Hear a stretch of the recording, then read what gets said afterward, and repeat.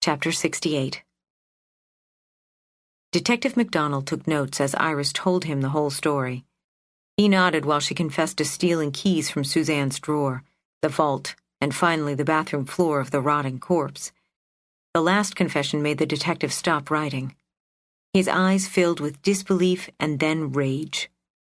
"You took something from the crime scene? Are you fucking nuts?" He studied her face as if he were actually trying to measure her sanity. "Do you realize that's a felony? You've just destroyed your credibility as a witness. I can't use any evidence you give me. Even if they did let me reopen the case, I got nothing. God damn it." He slammed his hand against the dashboard and turned to the window. Her eyes watered and her cigarette dropped from her shaking lips. "I was in shock," she protested as she fumbled for the burning ember in her lap. "Can't I plead temporary insanity or something? I'd never seen a dead body before. I walked into the room and picked up this key. Then I found the flies and the bones and I threw up. Next thing I knew, the room was filled with cops. I didn't realize I even had the key in my hand until I was down by my car, and it was too late. I was scared. I thought I was going crazy. I've been hearing voices. Isn't there anything I can do to make this right?" The detective stared at her hard, and she felt the prison bars slam down around her. She clamped her lips together to keep from wailing. His glare softened. "So you found some keys. Why would someone be following you, Iris?" She swallowed hard. "They're not just any keys. I did some checking around. These are the bank's keys to the vault. And this," she grabbed the blank key with shaky fingers, "this is the master key. They call it a dead key. Together, these can open any safe deposit box in the vault." "You did some checking around?" He rolled his eyes at the ceiling of his car and raised his voice to a roar. "What the hell is it with people wanting to play detective? You sound like my goddamn sister with this crap. Do you know what happened to her when she went poking around that vault? She vanished. For all I know, she's dead and buried somewhere under the city. Is that what you want?" Iris shrunk into the corner of her seat. He noticed her cowering and ran his fingers through his hair. The toll the bank had taken was written in the creases of his forehead. He took a deep breath and said calmly, "I'm sorry, Iris. This thing is bigger than you, okay?" She gave him a small nod. "So someone is following you because of these keys. Do you have any idea who it is?" She took a moment to consider it rationally, though it was hard to think straight with the hysterical shrieking in her head. "Well, I think someone was trying to open a safe deposit box when I surprised him. He left these keys hanging from a lock." "And you took them?" he asked as though she might just be the dumbest woman on earth. "I don't know. I thought it was Ramon. I was going to give them back to him. I was hoping he would explain how he got them. They were supposedly lost 20 years ago, and I've sort of been trying to find them myself. But it wasn't him. I was going to put them back. I never meant to keep them. It sounds crazy, doesn't it?" "Yes," he said flatly. "I don't think you realize the kind of people you're dealing with." "You mean people like Mr. Wheeler?" She searched the detective's face. "I think he threatened me today. Did you know he used to work at First Bank of Cleveland?" "Mr. Wheeler?" "Charles Wheeler is a lead partner at WRE. He used to be a board member or something at the bank. He told me I'd better give back everything I might have taken from the building or he'd press charges. And then he nearly broke my fingers with a handshake." "Wheeler," the detective repeated, and began flipping through his worn notepad. He was on the board of the real estate investment company that had bought the property at auction when the building was sold in 1979. Cleveland Real Estate Holdings Corp. Iris nodded, trying to piece it together. Mr. Wheeler worked for the same company that bought the building at auction. He also worked for the bank. "Do you think he's following me?" "Wheeler? I doubt it's actually him, but it may be someone who works for him. He's just one of the players in this. The most powerful men in Cleveland have ties to the old bank. Another former bank officer, James Stone, was elected county commissioner a few years back. Now he's running for Congress. Too many important people want to keep the truth buried. If they think you've uncovered something, they'll want to bury you, too." "But I don't know anything," she protested. Her brain was reeling. Someone working for Mr. Wheeler had been following her. Somehow Amanda and Mr. Wheeler knew about her affair with Nick. Nick. Nick was always popping up out of nowhere in the old bank and outside her car window. He had been in her apartment. A chill coursed through her body. Nick was just a guy looking for a good time, she argued. He wouldn't be wrapped up in some weird conspiracy. The detective was studying her as she fought back the panic. She didn't want to have to explain Nick. "You must know something, Iris." "What do I know? I've seen strange files and cryptic notes. I found some keys. I found a pile of dead flies, and I'm still having nightmares. It doesn't mean I understand any of it. I even tried. I stayed up late deciphering some weird language, and I couldn't make sense of any of it. All I know is that a secretary disappeared because she knew something about the safe deposits. She left behind these notes for someone to find." "Notes?" Her eyes watered as her voice raised an octave. "Yes. Then there was this suitcase I found full of her clothes. She probably died in there, and no one even cared. Now you're telling me someone's following me? Am I next?" "Wait, you found women's clothes? Where?" he asked. "In a closet. Here I think I'm going crazy. I think I'm being haunted. Someone's been following me around the building, messing with me, dusting things, taking things, whispering my name. I don't know shit, all right? I wish I did, but I don't." The detective was staring at the photograph of his sister, as if he'd forgotten Iris was there. "Do you?" She angrily wiped the tears from her eyes. "What really happened when the bank closed?" "All I can tell you is that when the city defaulted, they were eager to blame somebody. City Council opened a full investigation of the First Bank of Cleveland, talking about how the rich had defrauded the public. At first, the bank cooperated. They gave us access to files and corrupted accounts. We indicted one big fish." He read the name from his notepad. "Theodore Halloran, Vice President of Finance. He was as dirty as they come. We had him for embezzlement and racketeering. He was on this advisory committee to the city back in the early 1970s to develop an urban planning initiative. They petitioned the government for funds to buy up blighted real estate for redevelopment. Urban renewal, they called it. Eminent domain. Millions of dollars disappeared overnight. Technically, I guess you could say they didn't disappear. They were mismanaged." "What do you mean?" "The whole thing was a scam. Halloran and his buddies already owned most of the properties they were buying. They had bought up half of Cleveland through bullshit front operations like nonprofits and real estate investment firms, like the New Cleveland League. So Halloran was acting on behalf of the city, buying acres of blighted housing from himself, negotiating with himself, and fixing the prices.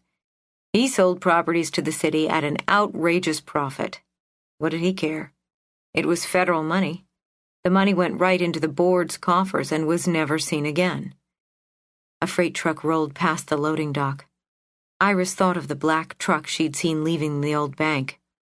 Cleveland Real Estate Holdings Corp. Was a front organization owned and operated by former bank officers.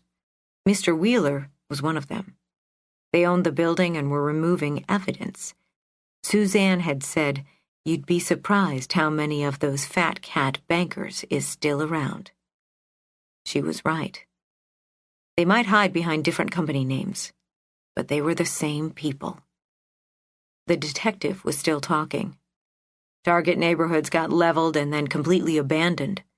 Neighborhoods like Hoff were overrun with displaced families. Rents went through the roof while the whole place went to hell. When it came time to redevelop all that land the city had bought, none of the real estate developers were interested. And the real crime of it was that they were the ones that lobbied the feds for the whole plan and the grant money in the first place. The detective chuckled. Jesus, I sound like Max talking about this stuff. So what happened?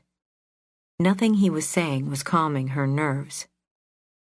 When the Fed seized Halloran's assets, they found over $300,000 in gold brick in a safe deposit box he had rented from the First Bank of Cleveland. He was going to cooperate, too. The way I heard it, he was about to roll over on half the board of directors. But he found another way out. He committed suicide. At least, that's what the coroner called it. Iris remembered walking into Mr. Halloran's ransacked office on the top floor of the building.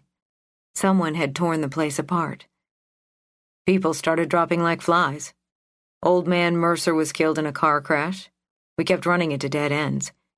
By the time CPD got a bench warrant to raid the bank, we found out it had been sold. All assets transferred to Columbus Trust in the middle of the night. They were an out-of-town company with no use for the building at 1010 Euclid. It was shuttered and locked up by morning. The building sold at auction a few weeks later. It stopped us cold. I don't understand. Why did that matter? The feds were more interested in keeping the bank from failing during the sale than completing the investigation. The detective noticed the confused expression on Iris's face and tried to explain.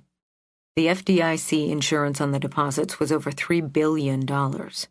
If a scandal broke during the sale, there could have been a run on the bank. Everyone hears the bank is being sold, people get nervous, and they run to withdraw their money.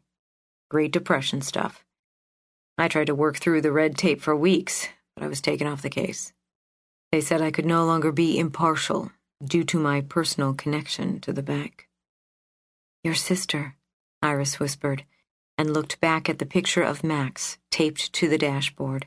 She was somehow mixed up in all of it back then, just like Iris was now. I saw a note she wrote. It was in a book I found. He lifted his downcast eyes. What? She'd written this note to Beatrice Baker. Iris dug the shorthand manual out of her bag and handed it to the detective.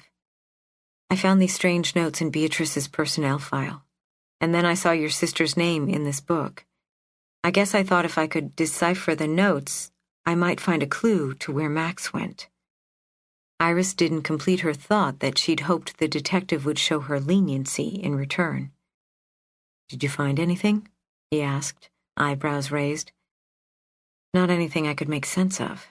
Just a bunch of odd notes from the Bible and a few names. The detective gazed at the photograph of his sister and smoothed the tape with his fingertip. I think she was having an affair with Bill Thompson. The name struck a nerve. You don't mean... The body you found. He nodded. I haven't told anyone that. According to Max, he was involved in some small-time theft. He was raiding unclaimed deposit boxes, and she got tangled up in it somehow. I couldn't help her. I couldn't help Beatrice either. I just hope she managed to leave town. You knew Beatrice? Iris's eyes grew wide. The last time I saw Beatrice, she was in over her head with all of this. She was just a kid. She reached down and began searching her bag. Beatrice called a secretary named Suzanne right before the bank closed. She asked her about a safe deposit box that was in her name. I found the key to the box in Suzanne's desk and tracked her down. The detective did a double take. What? It's a long story. She sat up when she finally managed to fish the key out of her bag. But this number 547 shows up all over the notes. I think it means something. Beatrice called some woman about a deposit box? He frowned as if remembering an ancient conversation. He eyed the key in Iris's hand. She gave it to him. He didn't examine it. He just kept looking expectantly at Iris. She squirmed a moment, unsure what he wanted. He finally glanced down to the pile of keys in her lap and back to her face with his eyebrows raised. She nodded awkwardly and handed over all of the bank keys. He sighed. It will take me months to get a warrant. I doubt they'll even give me one. Seeing the keys in the detective's hands instead of her own did nothing to calm her nerves. Iris had finally come clean and confessed. But someone was still following her. Someone thought she knew something. People had disappeared. People had died. The lonely brown suitcase was still filled with clothes and hiding in the building. She felt as though she was right there with it. A tear fell down her cheek. Why would Mr. Wheeler and all of those people still care about the bank? Why are they following me? She pleaded. You know what was so unusual about the gold we found in Teddy Halloran's safe deposit box? Iris shook her head. We only found $300,000. The public records I've researched over the years suggest that, when you adjust for inflation, over 50 million public dollars had been grossly mismanaged between 1960 and 1978, when the bank closed. So? We were closing in fast on the case when Teddy offed himself. The feds were involved, and people were starting to get anxious. I think the other members of the board pulled the trigger on the sale to lock up the records and holdings under the FDIC veil. But maybe they messed up. Maybe they didn't have enough time to pull the money out. What are you saying? That the money is still in the bank somewhere? Chapter 69. Iris shook her head in disbelief. How could $50 million just go missing? That kind of money doesn't just get lost in the couch cushions. She hadn't seen any sign of bags of cash lying around, and she'd been snooping. Then it hit her. The vault. They lost the keys. Iris laughed nervously. It was something she would do. The safe deposit boxes are still full with all of that money, and they lost the fucking keys. Or someone hid them. She stopped laughing. Keys to $50 million in stolen money had been sitting in her purse. She sucked in a breath. She was a dead woman. But it makes no sense, she said, on the verge of hysterics. Why would they need the keys? They could just drill the boxes or blow them up for that matter. I'm not sure. You're going to have to stick with me until we figure this thing out. He squeezed her hand. I'm not going to let you disappear too, okay? I'm going to forget where these keys came from as long as you give me your full cooperation. Got it? Iris was going to be sick. Following police protocol for the past 20 years has gotten me nowhere. It may have even cost Max her life. I'm not going to let it happen again. With that, he climbed out of the car. Iris sat frozen in her seat until she heard a tap on her window. The detective motioned for her to get out. They were in an alley somewhere downtown. Terminal Tower loomed above them. Where are we going?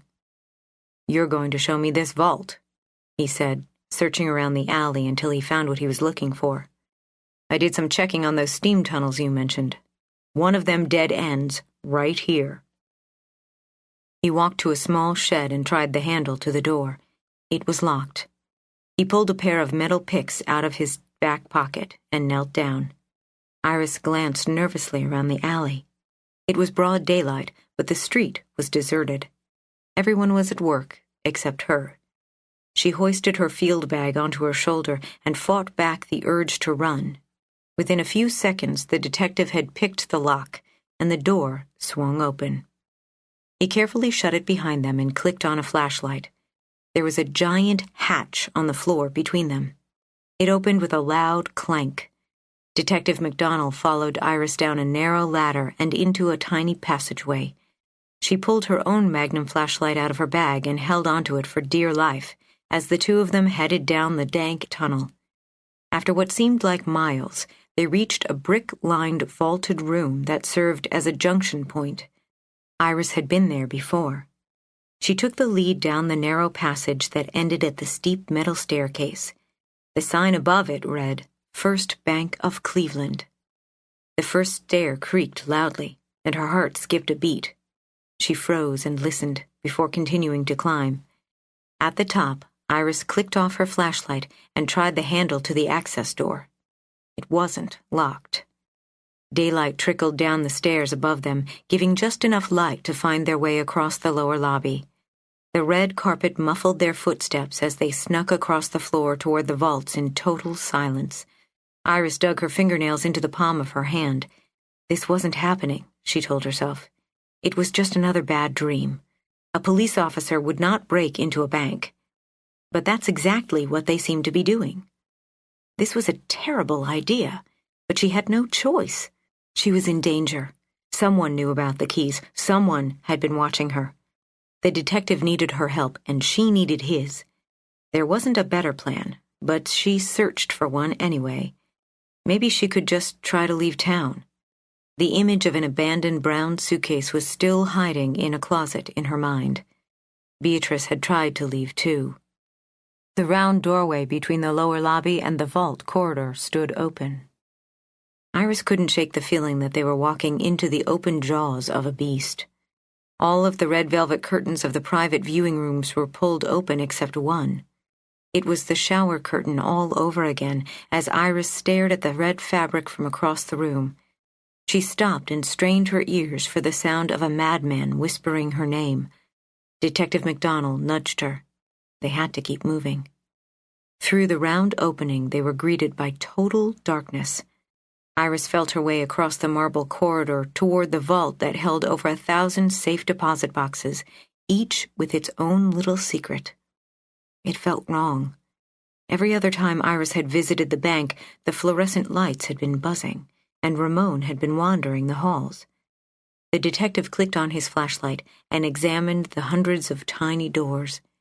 He pulled out the keys he'd taken from her and began searching for Suzanne's box. The silence was closing in around her. She couldn't shake the feeling of someone watching. Phantom voices whispered in her ears. She tried to tell herself if anyone was there, it would be Ramon. But he didn't answer the ring of the call box. Maybe he was gone. Detective McDonald found box 547. So how does this work? Well, Iris said, clearing her throat. Suzanne's key must go here, and the bank's key goes in this larger hole. And these are the bank keys? He held up the ring of keys she'd found not far from where they stood. So which one do we use? Why don't you just try them all? There were only 12 keys, each with its own cryptic letter engraved on its face. The lock might break. The pins could be set to snap if the wrong key is forced in. She raised her eyebrows, and he raised his back. What, you think you're the only one who does detective work? These markings don't make sense. The keys are lettered, but the boxes are numbered. He handed the keys to Iris, and she looked through them. UINDE1OS1PE2RAM. The letters read around the ring. She'd wondered the same thing ever since she found them. There were tiny numbers on a few, but not all of them. Just on the letters that repeated, she realized. Un Deo Speram. Iris sounded out the letters aloud as she turned the keys over. Well, Deo is Latin for God. Huh? Iris scowled at the detective. It's Latin. 12 years of Catholic school, he said with a shrug. But who cares? I'm sure no one was thinking about God when they rigged this key system. In God we trust is the key, she nearly shouted, and then clapped a hand over her mouth. In a lowered voice she explained, That's it. It was written in one of the files. In God we trust is written all over the dollar bill, isn't it? Iris scrambled back to the vault corridor, where she had dropped her bag and yanked out the file. See? It says right here. In God we trust is the key. Wait, there's more. She pulled out another sheet from the file she'd found in the suitcase. It's a code or something. Iris sat down on the vault floor with the notes and slowly translated. What the hell is all of that? The detective asked, pointing his flashlight at the page of tick marks and bird tracks. Where did you get those? This stack of notes was in Beatrice's personnel file. I thought it was weird, so I took them. And I found these. Iris held up the other stack of paper. In that suitcase up on the 11th floor. You want to see it? His face was a stone. First things first. You can read that? It's shorthand. I found this book and I've been trying to make sense of it for weeks. She dug out a pencil and wrote in the margins what she'd deciphered. In Deo Speramus, 100 at a time. In Deo Speramus means in God we trust, the detective confirmed softly. What's the first box number? He walked deeper into the vault, searching both sides until he found the smallest number. 001, he said, walking back to her. He paused and added, "The last number is 1299. Okay, there are 1,300 boxes. If there was a key for each 100 of them, there should be 13 keys, but there are only 12. Iris laid the keys on the ground and shined her light on them again. She arranged them until they read INDE1OS1PE2RAMU. Iris trained her light back to where she'd found the keys hanging from a lock. The key still stuck there was labeled S2. That was the 13th key. The man in the blue shirt must have forced it into the wrong lock. It was stuck. So then, which one do we think goes to box 547? If I is 000, N is 100, then DE10, she spun the key ring counting, S1 must be 500, right? Your guess is a hell of a lot better than mine. The detective picked the keys out of her hand. There's only one way to find out. He stood up and slid the S1 key into the lock. He winced ever so slightly and gave it a gentle turn. The key rotated freely. Iris slid Suzanne's key into the other hole, turned it, and the door swung open. Iris couldn't help jumping up and down a little. They had done it. I guess they don't let dummies into engineering school, huh? He grinned. Iris smiled back triumphantly. She had finally done something right. It was all going to work out now. Somehow. Detective McDonnell reached in and pulled out a long silver box. It looked like a miniature coffin to Iris. He carried it carefully to the counter outside the vault. The detective lifted the lid, and they both peered inside. Chapter 70. Friday, December 15, 1978.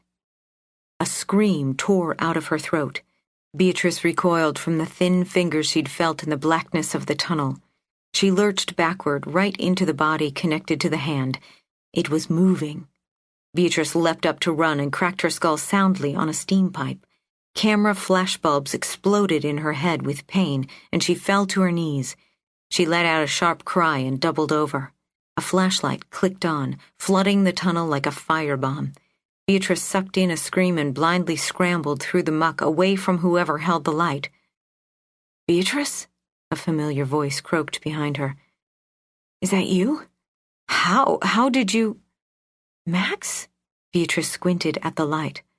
The body lying in a heap on the floor was Max. She looked like she'd been beaten with a lead pipe. Her eye was swollen shut and half her face seemed crushed in blood. "Oh my God, Max, what happened?" She gasped and rushed back to her side. Beatrice lifted her friend's head off of the filthy concrete floor and held it in her hands. She searched the dirty water pooled around them for anything to stop the bleeding.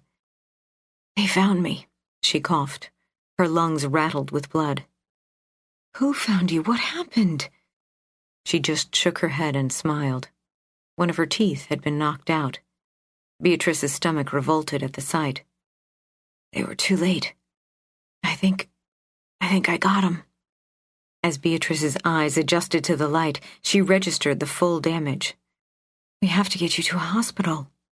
Max shook her head. "They'd find me." "How did you even get down here?" Beatrice asked helplessly. She wouldn't be able to carry her friend out of the tunnel on her back. She wasn't strong enough. "I got away through the air shaft." They were arguing. "What air shaft? What are you talking about?" "In the building. I'd been using the air shaft to move around. The grates are loose." She coughed again. "I've got to go for help. I'll find Ramon or your brother." No, don't drag them into this. They'd go and get themselves killed. I'll be fine. I don't think much is broken." She struggled to sit and propped herself against the tunnel wall. "Max, you don't look fine. I need to go get help. You look like you might die or something." "Stay out of it, Beatrice. You should just leave town and forget all of this, okay?" "Stay out of it? And how am I supposed to do that exactly?" I've no clothes, no money. You sent me to the Lancer and I nearly got attacked. If you wanted me to stay out of it, why did you give me this stupid key?" She wrestled the key out of her purse and brandished it at her. "Oh, thank God you still have it," Max gasped. "I couldn't risk having it on me. Whatever you do, you can't let them get it. It would ruin everything." Beatrice slammed it into Max's raw hand. "I don't want it. All I wanted was a job, a normal life. I don't want any part of this. Stolen jewelry, missing money, or whatever the hell this is. I'm done. It's none of my business anyway." "Isn't it, though?" "Excuse me?" Beatrice shouted. "There's a box in your name, too." Max flashed a broken grin. "What?" Beatrice shrieked. "Bill doesn't even know my name." "It was opened 16 years ago. Box 256. You didn't know?" Beatrice collapsed against the wall next to Max and shook her head. Box 256. What had Doris done? "Don't worry. I got the keys. I think these are the last ones." Max winced as she pulled handfuls of keys out of her pockets. There was blood drying on Max's bare legs. Beatrice shuddered. "More keys? How did you—" Max coughed. "I have friends." "Ramon." "Yeah, Ramon, Ricky, Jamal. Half those guards are from the old neighborhood. The other half are ex-cops. Some even worked with my dad."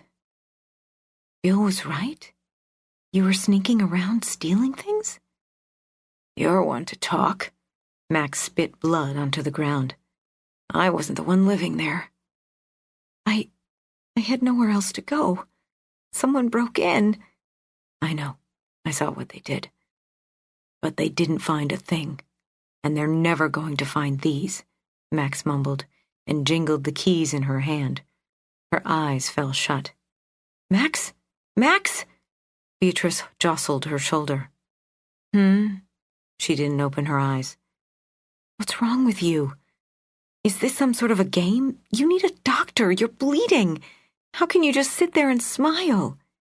Beatrice snatched the keys from Max and threw them down the tunnel. The sound of the keys hitting wet concrete roused Max back to life. She blinked her swollen eyes back open. "You have no idea what any of this is about, do you? Don't be so naive, Beatrice. It's about money. Little slips of paper that decide who starves and who doesn't. Who has a roof over their head and who doesn't.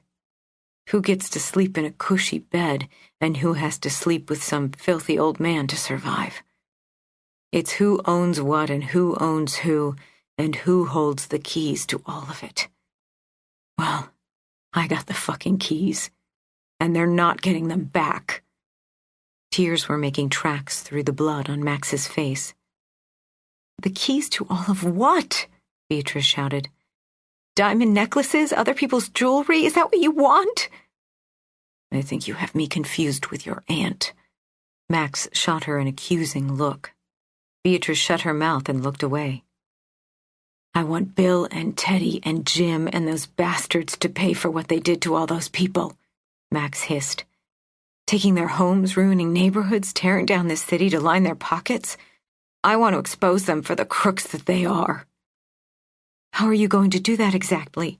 Stealing keys won't do that. Locks can be changed." "Huh. They can't change safe deposit locks without informing the customers. There are over 700 active accounts that will have to be notified. 700 of the city's wealthiest people will have to be told that the bank somehow lost the keys to their most precious possessions."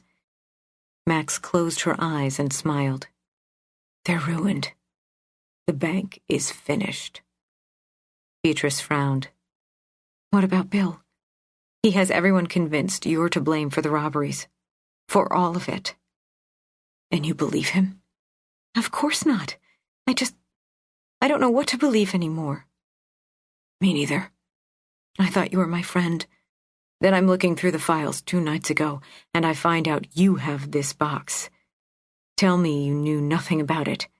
Tell me you're not going to go running to Bill right now."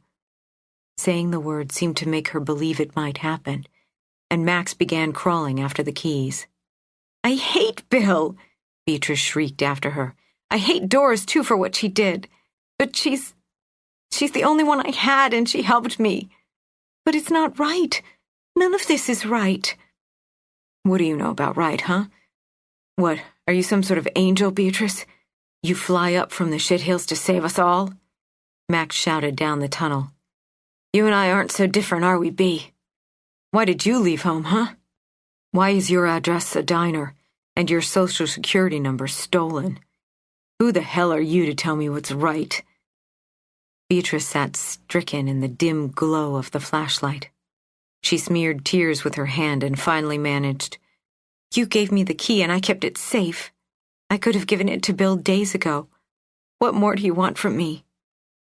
"I want the truth. If you're not helping dear old Doris rob the vault, what the hell are you doing here? Why did you steal my keys, huh?"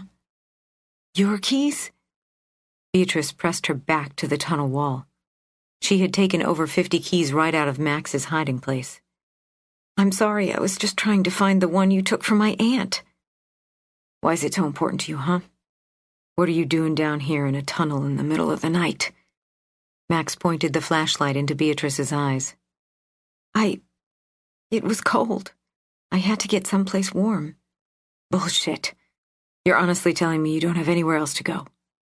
Max motioned to the puddle they were both sitting in. "No, I don't." There was no point in holding back the tears now. Beatrice let them pour down her face. I'm only 16. I ran away from home and then Doris got sick and now I can't go back." Max lowered the flashlight and crawled back to her side. "Why did you leave home, Beatrice?" "There was this man. He was living with my mother and he used to—" Beatrice couldn't utter the words, and she buried her face in her hands. "I got pregnant, and he made me go and lose it." Max wrapped an arm around her. "Hey, it's okay. It's okay, sweetie. I had no idea. I'm sorry." "No, it's not okay. I'm not okay. I'll never be able to get married or have a—" She was crying too hard to say family.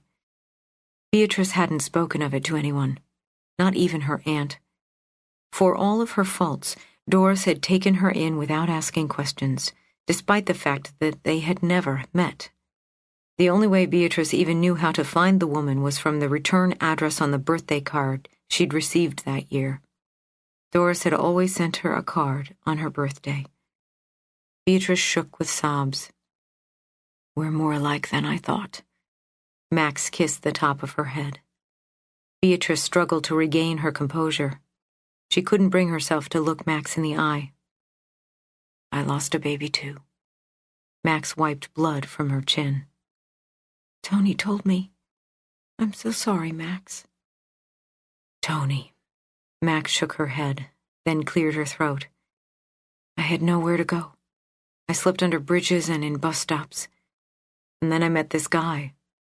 At first I thought I was getting a real leg up. He got me off the street, he gave me a job. I could go home and face my parents. He even talked about helping me get my daughter back. Just a few nights at the hotel, a few nights in the office, a few nights with his buddy. It was never enough.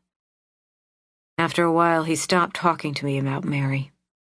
Eventually, he stopped talking to me at all. After a couple years, he even stopped sleeping with me." "Bill?" "No. Teddy Halloran." Max grimaced with pain and stifled a cough. "I met him back when I was hustling. He was always at the theatrical grill. I thought he was a gangster at first. All those Cavelli boys would come out to hear the music and meet the girls. He seemed to know everybody. Then he told me he worked at this big, fancy bank. He took me to his big, fancy house. God, he was a sick bastard. But he got me the job." Beatrice stared at the far wall. Max had been a prostitute. That's what she had done when she ran away from home. That's why that strange woman in gold lame knew her. After Teddy was through with me a few years ago, I took Bill out for a drink. I thought with his money and connections he could help me with Mary. That sleazy son of a bitch. It was just more of the same. I hired lawyers, I spent all my money. Max wiped a bloody tear angrily. I thought Mary was adopted, Beatrice whispered. That's what they said, but I didn't believe it. After 6 years, I found her down at St. Vincent's. The birth records were sealed and the legal fees were a mile high. With my record and now all of this mess, it's going to take a fortune to get her back. They sat in silence with their backs against the brick wall. The only sound was the dripping of water somewhere down the tunnel. It was like the ticking of a clock. They were running out of time. They were both in a world of trouble. Max had taken the keys. The boxes would stay shut unless there was a warrant to drill them open. That's what Tony had told her. Without Doris's journal, no one would be able to sort out what had happened or which boxes contained what anyway. It would be all right, Beatrice tried to tell herself. But she didn't believe it. Bill still had his files incriminating Max, Doris, and a number of other women. There were still safe deposit boxes rented in their names. What's the blank key for? Beatrice finally asked, already knowing the answer. It's the master. It opens every box in the vault. Where did you find it? Where do you think? Max turned a black eye toward Beatrice. It was in Doris's box, wasn't it? Beatrice didn't have to have Max confirm it. Doris was the inside man. The blank key was how she had opened the boxes of strangers. Did you go to the FBI? Yeah, I tried. I even brought them a solid gold brick to prove Teddy was up to something big. They wouldn't listen. They held me for 24 hours instead, as if I were the thief. Then they kept the gold. Just figures, doesn't it? You can't even trust the goddamned FBI. Beatrice knew no one would believe her either. Why did you give me the key that night? Why did you give it to me? I knew you'd help me. You're my friend. Besides, no one would ever suspect you had anything to do with this mess. You're practically invisible in that office. A ghost. People always underestimate women like us. The files in Bill's office still hung in her mind. Max, are you sure they won't still be able to trace the boxes back to any of Bill's girlfriends? Or you? Or me? Max looked down at the keys she had picked back up from the tunnel floor. I'm sure they'll pin it on me, but it doesn't matter. Not really. It'll break my mom's heart. And Tony. Poor Tony. Beatrice reached down and grabbed her friend's hand. There had to be a way to get her out of there. I have to find a way to get Mary and just disappear. They'll never stop looking for me, not after what I've done. Not after what I've seen. Teddy was going to kill me tonight. Looking at Max's battered body, Beatrice was seeing her own future. The odds of her landing a job and finding a place to live at her age were slim. The police would send her back home. She pictured herself turning to petty theft or prostitution, just like Max. There was no hope for a girl like her or Max, or maybe Doris even. The meek shall inherit the earth, Beatrice thought to herself. Another tear fell down her cheek, and she wiped it away. Maybe someday, but she couldn't afford to wait. She would not be meek, not ever again. We have to get whatever is in your box and mine out. It's not enough that the keys are gone. They could make up some story about modernizing the vault and issue new keys, Beatrice thought out loud. She wasn't going to let Teddy or Bill blame Max or anyone else for what they'd been doing. There had to be a way to make sure. Then something that Mrs. Cunningham had said came back to her. A bank is only as good as its records. That's it. If they lost the safe deposit records, the investors would be furious. The bank would be ruined. Beatrice reached into her pocket and pulled out the 3-carat diamond ring Doris had stolen. She couldn't bring herself to drop it in the collection box back at the church. It was her last hope of getting out and starting over. In case I don't make it back here, take this. I hope it helps you get Mary out. I really do. She put the ring in Max's swollen hand. Now you need to tell me how to open the boxes, Max. Give me the keys. Chapter 71. Beatrice tiptoed across the red carpet in the lower lobby toward the vault. Her eyes scanned the security station. The monitors were off. No one was watching. Not tonight. She clutched the large handbag on her shoulder and the heavy key ring in her fist. The keys were tinged with Max's blood. They'd left angry red marks on her hand. Beatrice almost lost her nerve. Voices were coming from the vault. She froze in her tracks. I don't give a fuck, Teddy, one man bellowed. She got away. The voices were getting louder. Beatrice spun and scurried silently across the carpet away from the sound. We'll find her. She couldn't have gone far. Just stay focused, all right? Beatrice brushed past a red velvet curtain. The voices moved into the lower lobby as she ducked behind it into a booth. Do you have any idea the mess you've gotten us into? City Hall is already breathing down my neck and the feds are petitioning for warrants. As of 3 hours ago, the city is bankrupt, and we're public enemy number 1. We need to get the deposits out now, before the morning papers hit the street. Let's not be hasty. Beatrice shrank into the folds of the curtain and took only the shallowest of breaths as she listened. I'm done playing around, Teddy. Give me the keys. Don't be absurd. I don't have them. What do you mean you don't have them? What do you think? I walk around with them in my pockets? What do you take me for? I don't care if you keep them up your ass. We need to move the money tonight. We're under investigation for crying out loud. The vault is going to be on lockdown. What are we supposed to tell the investors? That we've come up with a new ingenious holding strategy? That's not going to fly. Where's the master key? These transfers haven't been authorized. You're out of the loop, Ted. The board wants out. Out? Out to where? Where are they going to? Where else are they going to keep their assets secure and tax-free? Their mattresses? It no longer concerns you. Like hell it doesn't. You won't even be able to sort the accounts without me. You really think I just deposited tens of millions in Mr. Wackerly's name or yours or mine, where any cop with a warrant might find it? The deposits have been dispersed. You mean you put them under false names? Do you really think that's going to throw the feds for a loop? A bunch of fake names? Who said the names were fake? They belong to active customers? Jesus, you have balls, Teddy. What's to stop the dummies from making withdrawals, huh? One old lady wants to come admire her coin collection and we're fucked. Keep your shirt on. Most of them are dead or don't even know they have a box.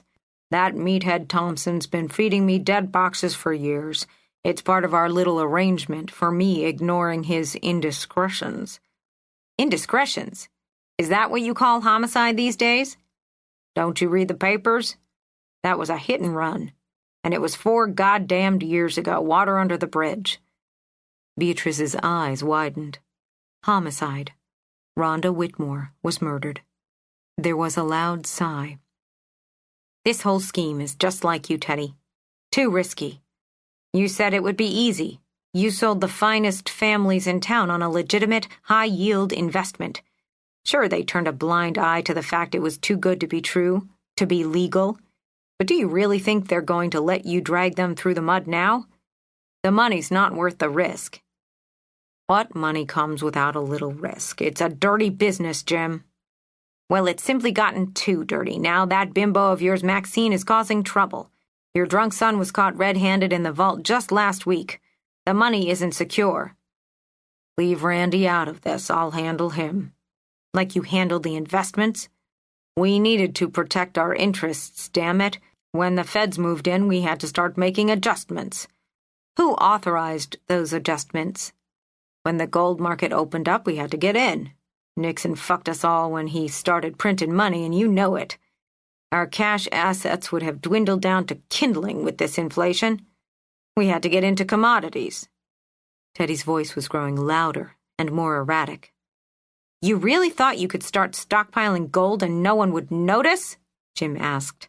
My sources downtown tell me the feds still have someone embedded at the bank. They'll never make a case. This thing is so tight they can't even pull a warrant. They're watching Bill. He's going to cut a deal. Bill can be dealt with, Teddy said dismissively. What, you think the river's got room for one more? You should be the one worrying about that, Ted. I'm losing my patience here. Now you're going to give me the keys I need. Or what are you going to do? Beat me to death with your fountain pen? I'm telling you, I don't have them. If you don't have them, who does? Beatrice swallowed hard, not 20 feet away. Yes, please tell us, Teddy. Who has them? It was a different voice now. It was strangely familiar. Carmichael, what took you so long? Beatrice sucked in a breath. She recognized the voice from the theatrical grill. It was the friendly bartender with a soft spot for Max. She peeked through the curtain in disbelief. Don't tell me you dragged the Cavellis into this, Jim. We have it under control. Teddy laughed uncomfortably. Tony had said the Cavellis were still connected to Sicily. Max had called them gangsters. Carmichael was a member of the mob, Beatrice realized, and covered a gasp with her hand. They hold one of the largest interests in the bank, Teddy, and you know it, Jim said with a sigh. You're in over your head. We know you've been talking to the feds. I suggest you cooperate. Carmichael drew out a gun. Beatrice heard an iron click as he cocked it at Teddy. Hey, take it easy, Carmichael. Jim, we've been friends for 20 years. You can't be serious. The transfer records are encoded. You wouldn't know where to begin without me. It's out of my hands now. If you cooperate, I'll do my best to protect your family. Instead of wasting your time with me, Teddy shouted, we need to be tracking down that bitch. What does she matter now? She's the only one left that knows how to work the damn keys, for one thing. There's some sort of system to it. And whose fault is that exactly? Jim demanded. That desk clerk, Sherry or whatever her name was, would have cooperated if your drunk son hadn't decided to take matters into his own hands. You can't prove Randy had anything to do with that, Teddy protested. Shirley might have just left town. She might be back to work on Monday. Beatrice's stomach dropped to her feet. Shirley, the safe deposits clerk and Doris's friend, was missing or dead. Randy might have killed her. She stepped back from the curtain and sank to her knees. Let me see if I got this straight.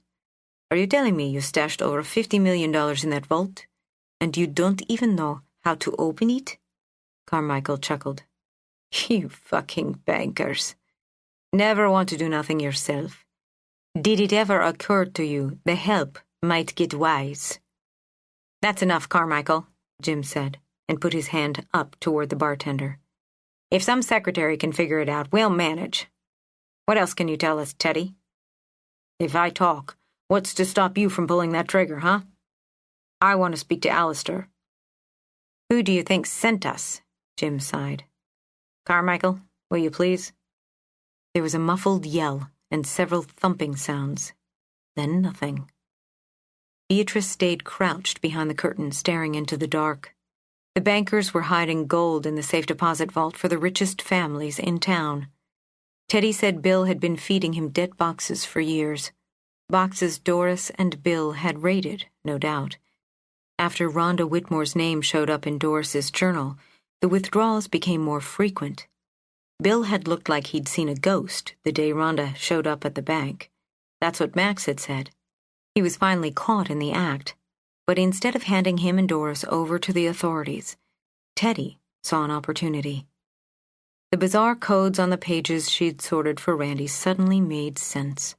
They must have been the files that kept track of where the bank had stashed millions of dollars. Jim wanted the money out, and so did the Cavellis. The mob was somehow involved with the bank's dealings, and Carmichael worked for them. Being a bartender was just a facade.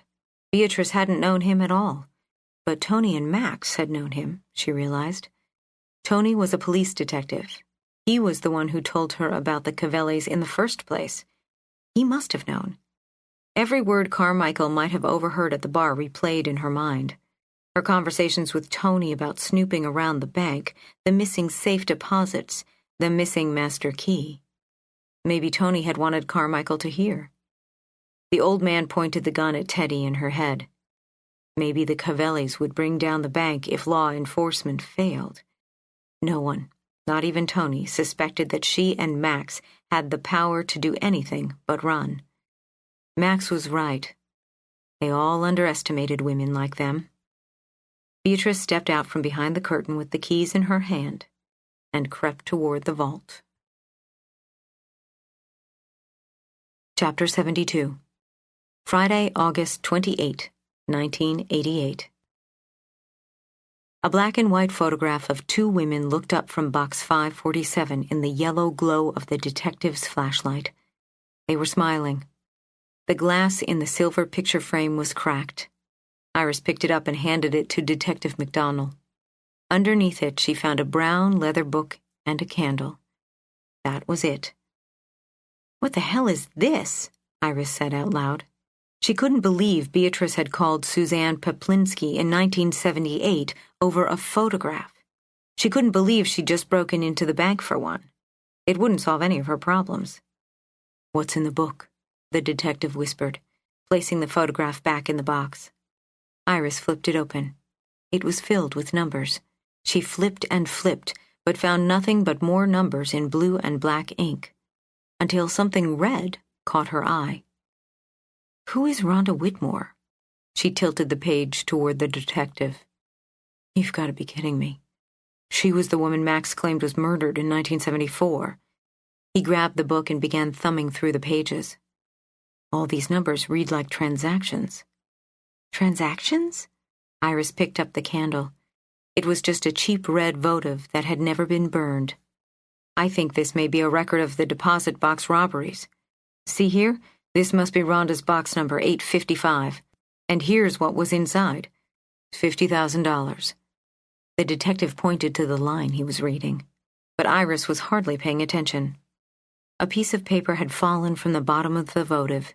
She picked it up and read aloud. "May the souls of the faithful departed, through the mercy of God, rest in peace. Amen." The detective looked up from the book and shined the flashlight at Iris. "What?" It was on the bottom of the candle. She handed him the little piece of paper. He studied it, then turned it over. "It's from the Church of the Savior in Little Italy." "I don't get it." "It's a prayer candle. My church has them too. You light them for someone that died or needs a prayer." "But why would someone put it in this box?" "That's a damn good question," a deep voice said from behind them. Detective McDonald spun around, reaching inside his coat. A loud blast fired next to Iris's ear, and the detective's flashlight went flying through the air. It smashed onto the floor. The light flickered and then went out. Iris could smell smoke. She heard a thump as something heavy hit the ground next to her. Her ears were ringing. Her mind went blank. She felt herself begin to fall. "Oh, no, you don't," the voice said, catching Iris and tilting her back upright. Without the detective's flashlight, it was too dark to see who was talking. Iris didn't want to see anything.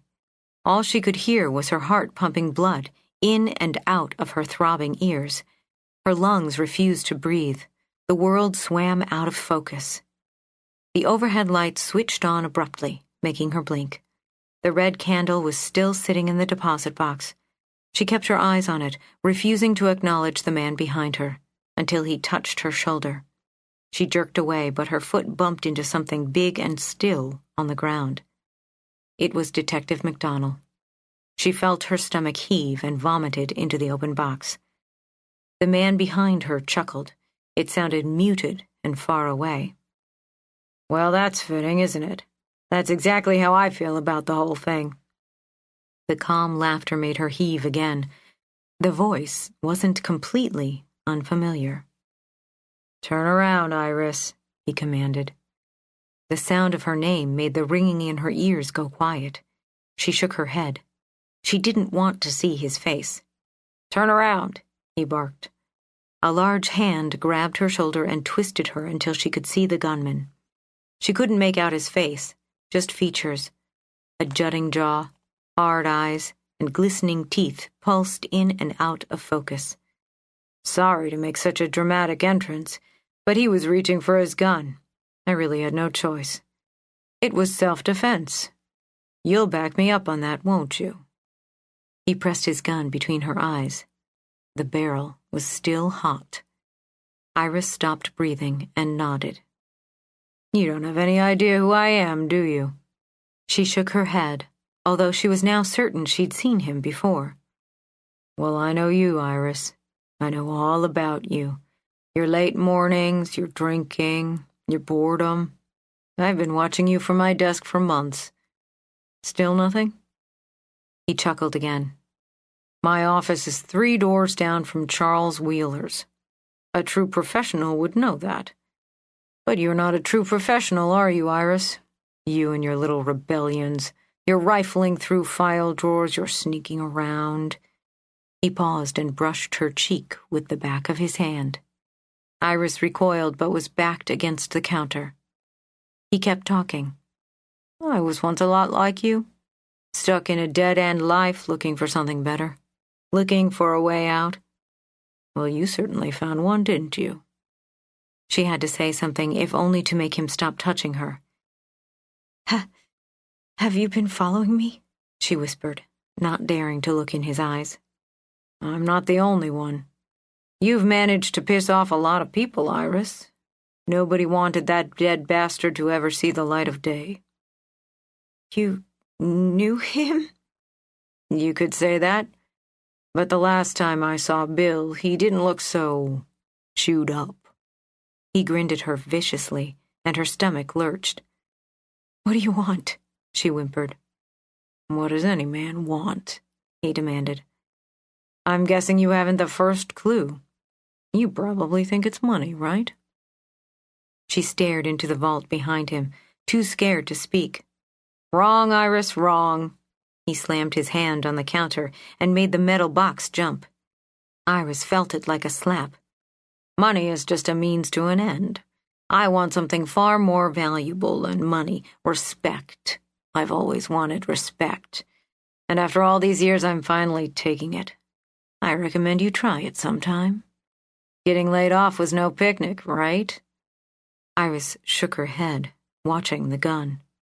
"Well, here's your big chance to stick it to old Wheeler, but good. Chuck'll just love it. 20 years working across the street from his retirement fund, and then in the blink of an eye, it's gone." He waved the gun to the side for emphasis, then swung it back into her face. She held up her hands reflexively. She recognized him now. He was the creepy gray-haired guy who'd winked at her getting fired earlier that day. He'd stopped her in the hall a few weeks back when she was running late. Something about the odd look in his eye had made her uncomfortable. With the gun in his hand, it was suddenly clear. He was crazy. Who are you?" "Me? Oh, I'm nobody now. Chief financial officer of some third-rate architectural firm. That's where they stuck me to keep me quiet. You don't even know my name." He sighed. "I used to be somebody. I was practically royalty in this pathetic town. And it all came crashing down. It all came crashing down because of 2 little sluts just like you sneaking around stealing keys. We lost everything. My father was too busy screwing his brains out to keep his eyes on the prize. He trusted the family business to a bumbling idiot like Bill Thompson, but not to me. Some 2-bit waitress was good enough to work the vault, to handle millions of dollars, but not me." The smell of sour whiskey burned her nose as he yelled in her face. She grimaced. He stopped and grinned. "What? Have I offended you? You don't think you're a slut? Ha! I've seen what you do with your little friend." He'd seen her with Nick. His teeth glinted in the fluorescent light. They were coffee-stained around the edges. Seeing her shudder seemed to please him. "Oh, God, Nick, oh, God, oh, God," he called out, mimicking her voice. "You know you really should try to play a little hard to get, Iris." Her whole body trembled as the blood drained down to her feet. The room began to sway, and she gripped the counter. "It was you. You were following me." "Come on, Iris. Certainly you of all people know how dull work can be. He winked at her. Besides, little valedictorian, something about the pathetic bored look in your eye every morning you scuttled in late for work told me you were just desperate enough to go poking around this dump. And I was right. Mr. Wheeler thought you'd just keep your head down and do what you're told, like a good little engineer. That would have been smarter, Iris. Admit it. Iris felt herself nod, while she tried to focus on anything but screaming.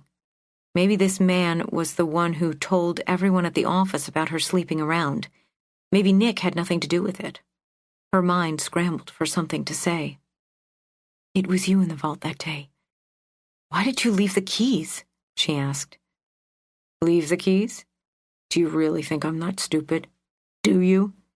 He pressed the barrel of the gun into her chest. No, she whimpered. You just got lucky. And now you probably think you're clever because you cracked the code, right? Do you think for a minute that I couldn't have figured it out?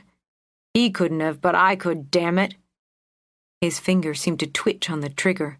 She had to keep him talking. He? Who? You? Your father? Who was he? Vice president of who the fuck cares. He's dead. They killed him. The man stopped and picked up the brown leather book Detective McDonnell had been holding. Iris's eyes followed the gun down and caught a glimpse of the blood pooled on the floor. She sucked in a sob and shut her eyes. God help me. You know, he thought he was so smart, king of the boardroom.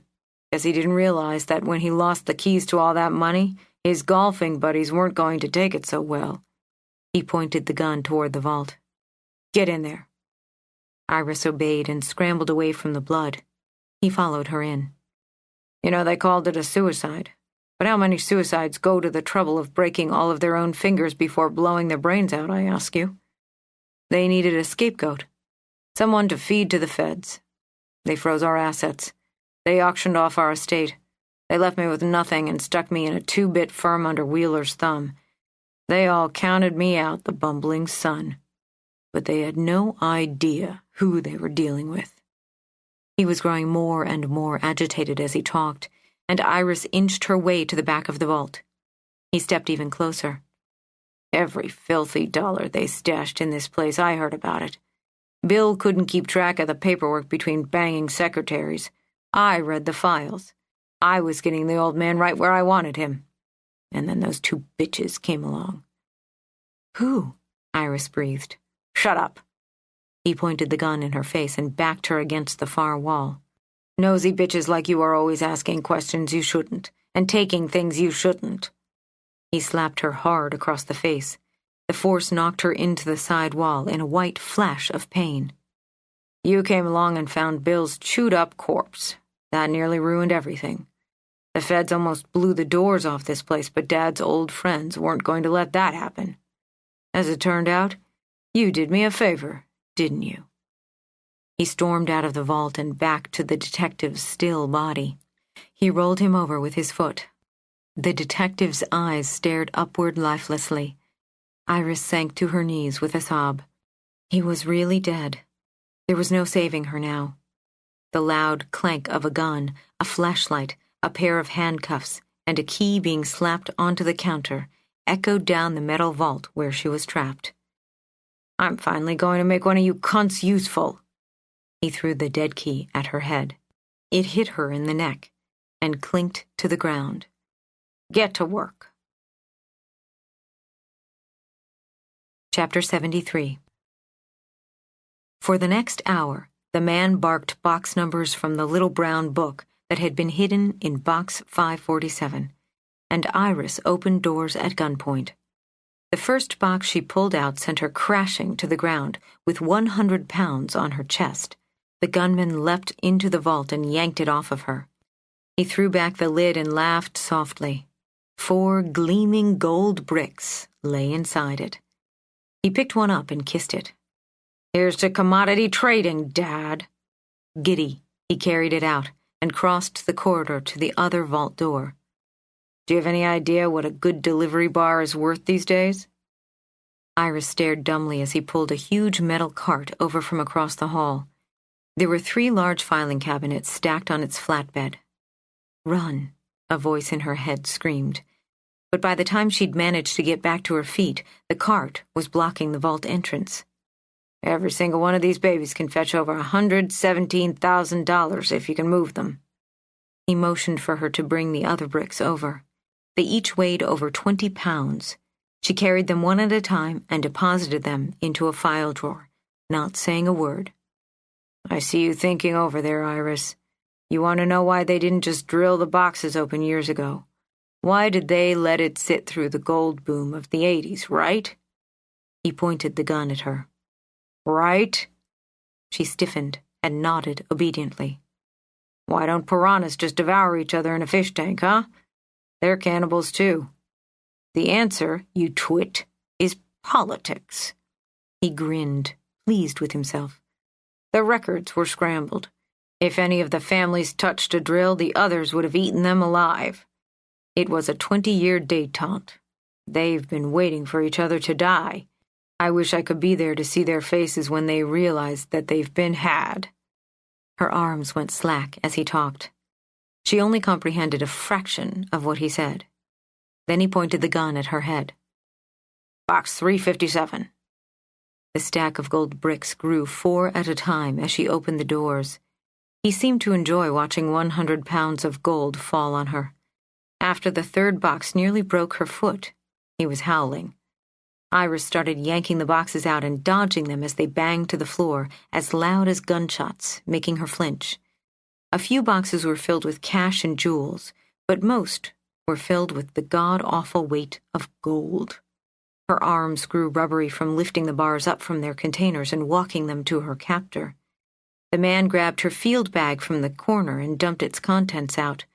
Her tape measure and clipboard crashed to the marble, along with Beatrice's notes.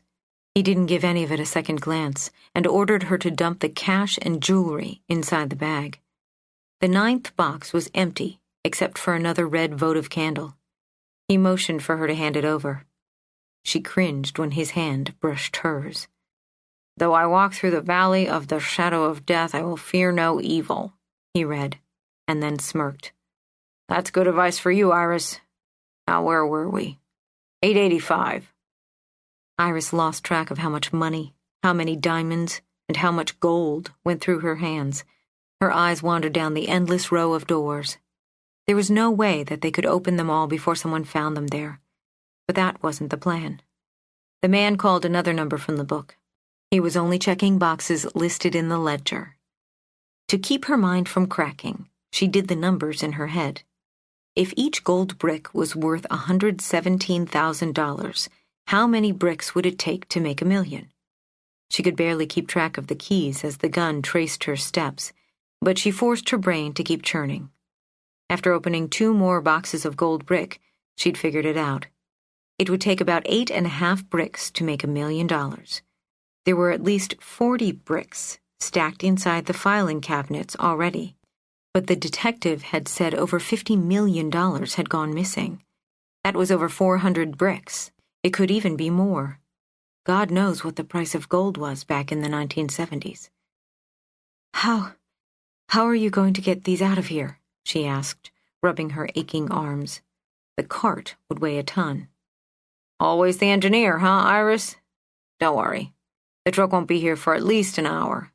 But we'd better get moving if we're going to get these files packed up." He grinned at her.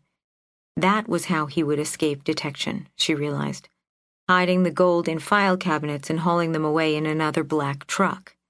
He had ordered her to lock each box back up once it was emptied. No one would know they'd even been there. When he called box 256, the case clipped her shoulder as she yanked it to the ground. Iris fell to her shaking knees. The man chuckled. "Get off your ass and open it."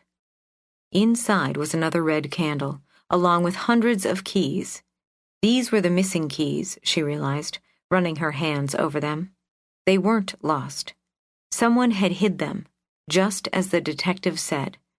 A slip of paper fell from the bottom of the votive as she picked it up. It was another prayer. The man tapped his gun against the wall of the vault until she looked up. "What does it say?" "Blessed are the meek, for they shall inherit the earth," she whispered. "Ha! I wouldn't count on it. Anything else in there?" There were 2 complete sets of bank keys for the deposit boxes, along with rings and rings of others. Under them she found a yellowed piece of parchment. It was part of a birth certificate. It had been ripped in half. The other half lay face down underneath. Iris's eyes locked on the name. Beatrice Ma, typed at the top. Beatrice?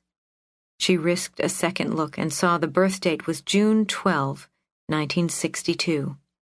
It was issued by Cuyahoga County. "What do you got?" he demanded. "Nothing. Just some junk." Beatrice.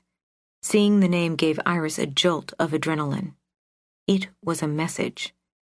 "Hey, you're not on break. Box 933, he barked.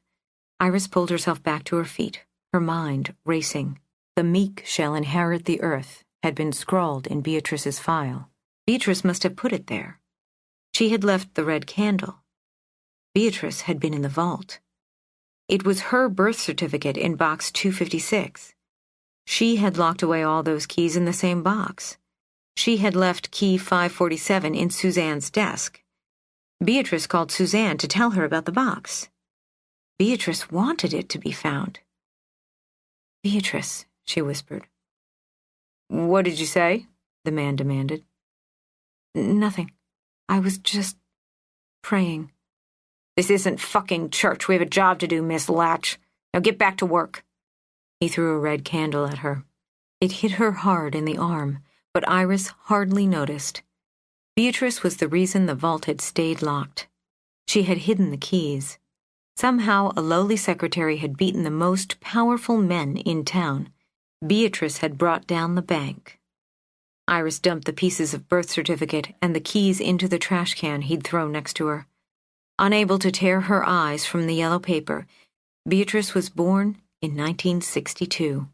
The petite clothes in the lost suitcase flashed in her mind. Beatrice had only been 16 when she disappeared. Or was killed. Killed. The thought snapped Iris out of her trance. When the filing cabinets on the cart blocking the entrance were full of gold, she would be killed. Just like the detective. The thought hit her like a bullet. "God damn it, Iris, we're on a schedule. Box 933. No, thought Iris. She slid box 256 back and closed its door. Her jaw tightened as she staggered to the next lock. She wouldn't just let it happen. She stole a glance at him as he impatiently tapped his foot. He might have killed Beatrice. Then she saw it. A key was still stuck in a hole 6 doors down.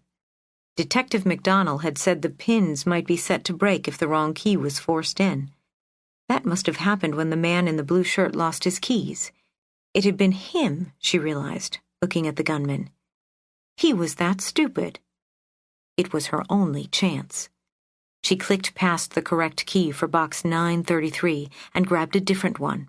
She slid it into the lock and heard something tiny snap. Then the cylinder wouldn't budge. She rattled and wrenched it until she was sure the key was bent, and then banged on the door. Damn it! "What? What's wrong?" It stuck. She wiggled and bent it some more. She gave it a gentle tug and bit the inside of her lip as her pulse quickened. "Unstick it!" he yelled. "I can't," she yelled back, and made a show of trying. "God damn it, I do not have time for this shit." He slammed the gun onto the counter and shoved the cart of gold out of the way. Iris shrank against the wall of the vault as he pushed past her and yanked at the small piece of metal. As he wrestled with the keyring, she silently slipped out of the vault. Iris raced through the lower lobby toward the daylight streaming down from behind the elevators. The marble staircase emerged as she rounded the corner and she scrambled up the steps, 2 at a time, to the main entrance. She could see the street through the glass down the hall and sprinted toward the light. She only remembered the chains on the doors when it was too late. She crashed into them and pulled at the handles frantically, screaming and banging on the glass, hoping someone might hear her. The midday sun glared brightly off the cars as they passed in front of the old bank. A man was strolling across Euclid Avenue with a coffee in his hand, not 40 feet away. "Help me!" she shrieked, banging on the glass. The man didn't flinch. "There's nowhere to go, Iris," the gunman bellowed from the stairs. She turned and ran through another set of doors. Chapter 74. Friday, December 15, 1978. Beatrice lowered box 544 onto the floor of the vault with a soft thunk. It was the box in Max's name, and it contained all the damning evidence against her. Diamonds and thousands of dollars in cash. Money for Mary, Beatrice thought, as she emptied her large handbag to make room. All of the keys Max stole, her files, a leather book, a cracked photograph, and 3 red candles tumbled out onto the bronze floor. She'd taken the candles from the church as a reminder that above all else, she had to do the right thing. As she stuffed the stolen jewels and money into her bag, her heart filled with doubt. With the box empty, no one would be able to blame Max for the robberies. Max would get her daughter back. But taking the fortune made her a thief, just like Doris. Beatrice picked up a red candle and set it in the box before locking it back in the vault. Please, God, forgive me if this isn't right. She moved on to box 547. If the police raided the vault, surely they would check Doris's box. Tony knew her aunt was involved in the robberies and had given key 547 back to Beatrice when they'd met at the diner. He would lead them there. Lifting the lid, she found the same rolls of dollar bills and bags of quarters she'd discovered days earlier. The waitressing tips were her aunt's excuse for going into the vault week after week, while her buddy Shirley looked the other way. The money wasn't stolen, and Beatrice would need it to buy a bus ticket out of town. Doris would understand, she told herself. She took the cash and then placed the brown leather book, the written record of all her aunt's sins, inside the box for the detective to find.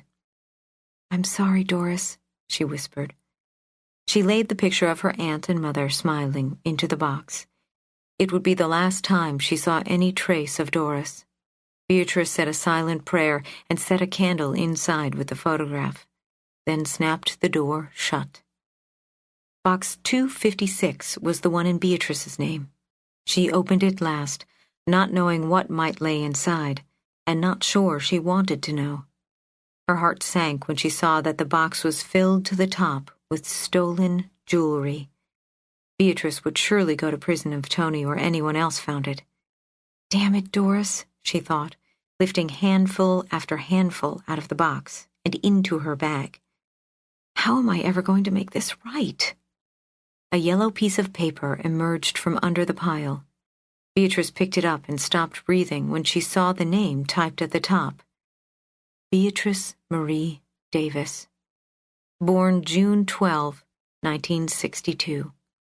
Mother, Doris Estelle Davis. Father, unknown. She sat there, stunned, as precious minutes ticked by. According to the parchment in her shaking hands, everything she knew about her life was a lie. Eileen wasn't her mother. Her father hadn't run off when she was 3. Doris was not her estranged aunt who'd sent her birthday cards, but had never bothered to visit. Doris was something worse. At the bottom of the deposit box lay a picture of a baby. Pink cheeks, blue eyes, and a little yellow bow. A tiny face looked out from the cold gray metal. Is this me? Beatrice had never seen a baby picture of herself. Not in Eileen's house, not in Doris's apartment. She picked the photo up and turned it over. Beatrice was scrawled on the back along with some other writing that blurred together through her tears. Doris had left the picture in the vault. She'd left her alone. Hatred for Doris, Bill, and the bank boiled over. Beatrice ripped the birth certificate in half and threw it back into the box. She didn't want any part of Doris Davis. Not her name, nothing. Better to be locked away forever, she thought. Her whole life was a mistake, a lie. There wasn't time for tears. The moneymen would be back. She gathered all of the vault keys Max had stolen and threw them in on top of the torn paper. The bastards would have to drill every box. She grabbed the last candle off the ground and squeezed it until her palm hurt. God help me, she whispered. holding the baby picture to her chest. There was no way to make any of it right. It doesn't matter anymore, she thought, and let the candle drop onto the piles of keys. Beatrice Baker was dead. She'd never existed in the first place. She slammed the lid shut and shoved the box back into its hole. As she pulled 2 keys from the door to box 256, she heard footsteps in the corridor. She dropped the last ring of keys into her purse, grabbed her files, and hurried out of the vault. "Bethany, what are you doing in here?" It was Bill. He stopped her in the doorway. "Oh, Mr. Thompson." Beatrice tucked her heavy purse under her arm and quickly wiped her face with her shirt sleeve. She could barely stand to look at him, and dropped her eyes to the floor. "You frightened me." "You shouldn't be in here. Who put you up to this, Randy?" His eyes darted around nervously, as if Randy might be there too. Yes. Mr. Halloran thought I might be able to help with the key problem." "Key problem?" He narrowed his eyes at her. "I guess he thought I might be able to interpret Shirley's notes on the key system. I understand that she recently quit." Beatrice crossed her fingers and prayed her knowledge about Shirley's disappearance would convince him. She motioned to her files so he might not notice her overstuffed handbag. I stayed late trying to read her shorthand, but it's really messy." "But what the hell are you doing in here?" He grabbed her by the arm and dragged her out of the vault and into the corridor. She struggled to keep talking. "It was foolish, really." "It was. I don't think you have any idea what you've done." I guess I just wanted to try. I didn't want to tell Mr. Halloran I couldn't do it. It was silly." "Silly? Bethany, you have just committed a crime. You're not authorized to be in here. I'll hand you over to the police if you don't give me those keys and tell me everything." Beatrice let her jaw drop and her eyes bulge fearfully as her mind raced. He didn't even know her name. After everything he'd done to Doris, after everything he'd done to her, the words, "father," "unknown," were still burning in the back of her eyes. She could picture Doris pregnant, getting fired from her job, how the rest of the story fell into place. Beatrice couldn't be sure, but she knew Bill was largely to blame. With his lies and schemes, he'd tricked Doris into doing his dirty work for him. She squeezed the master key, still hidden in the palm of her hand, and thought about Carmichael and Jim somewhere in the building. Whoever had the key surely had a death warrant on their head. It was worthless without the others, and they were all locked in box 256, all but the last set in her purse. She gazed into Bill's beady eyes. He didn't even know her name. With a bewildered frown, she held out the key in her hand. "Keys? All I have is this one. Mr. Halloran said it would open every box in the vault, but as far as I can tell, it doesn't do a thing." Bill's eyes grew wide, and he snatched the key from her hand. "Randy gave this to you?" Beatrice nodded meekly. "That son of a bitch," he muttered under his breath. "Bethany, you're coming with me." He began pulling her through the lower lobby toward the elevators. She glanced at the tunnel door but realized she wouldn't make it. She had to do something. "Oh, Mr. Thompson, my other file. I really shouldn't leave it." She pulled her arm free and spun back toward the vault, trying to keep her bag from jingling. "What file?" Mr. Thompson was thrown off balance but quickly recovered and began following her. "Bethany, get back here." "It will just take a second," Beatrice called over her shoulder, and began running. She dashed through the dark vault corridor to the service stairs, with Bill lumbering far behind her. "Bethany, stop!" Beatrice raced up the stairs in her stocking feet.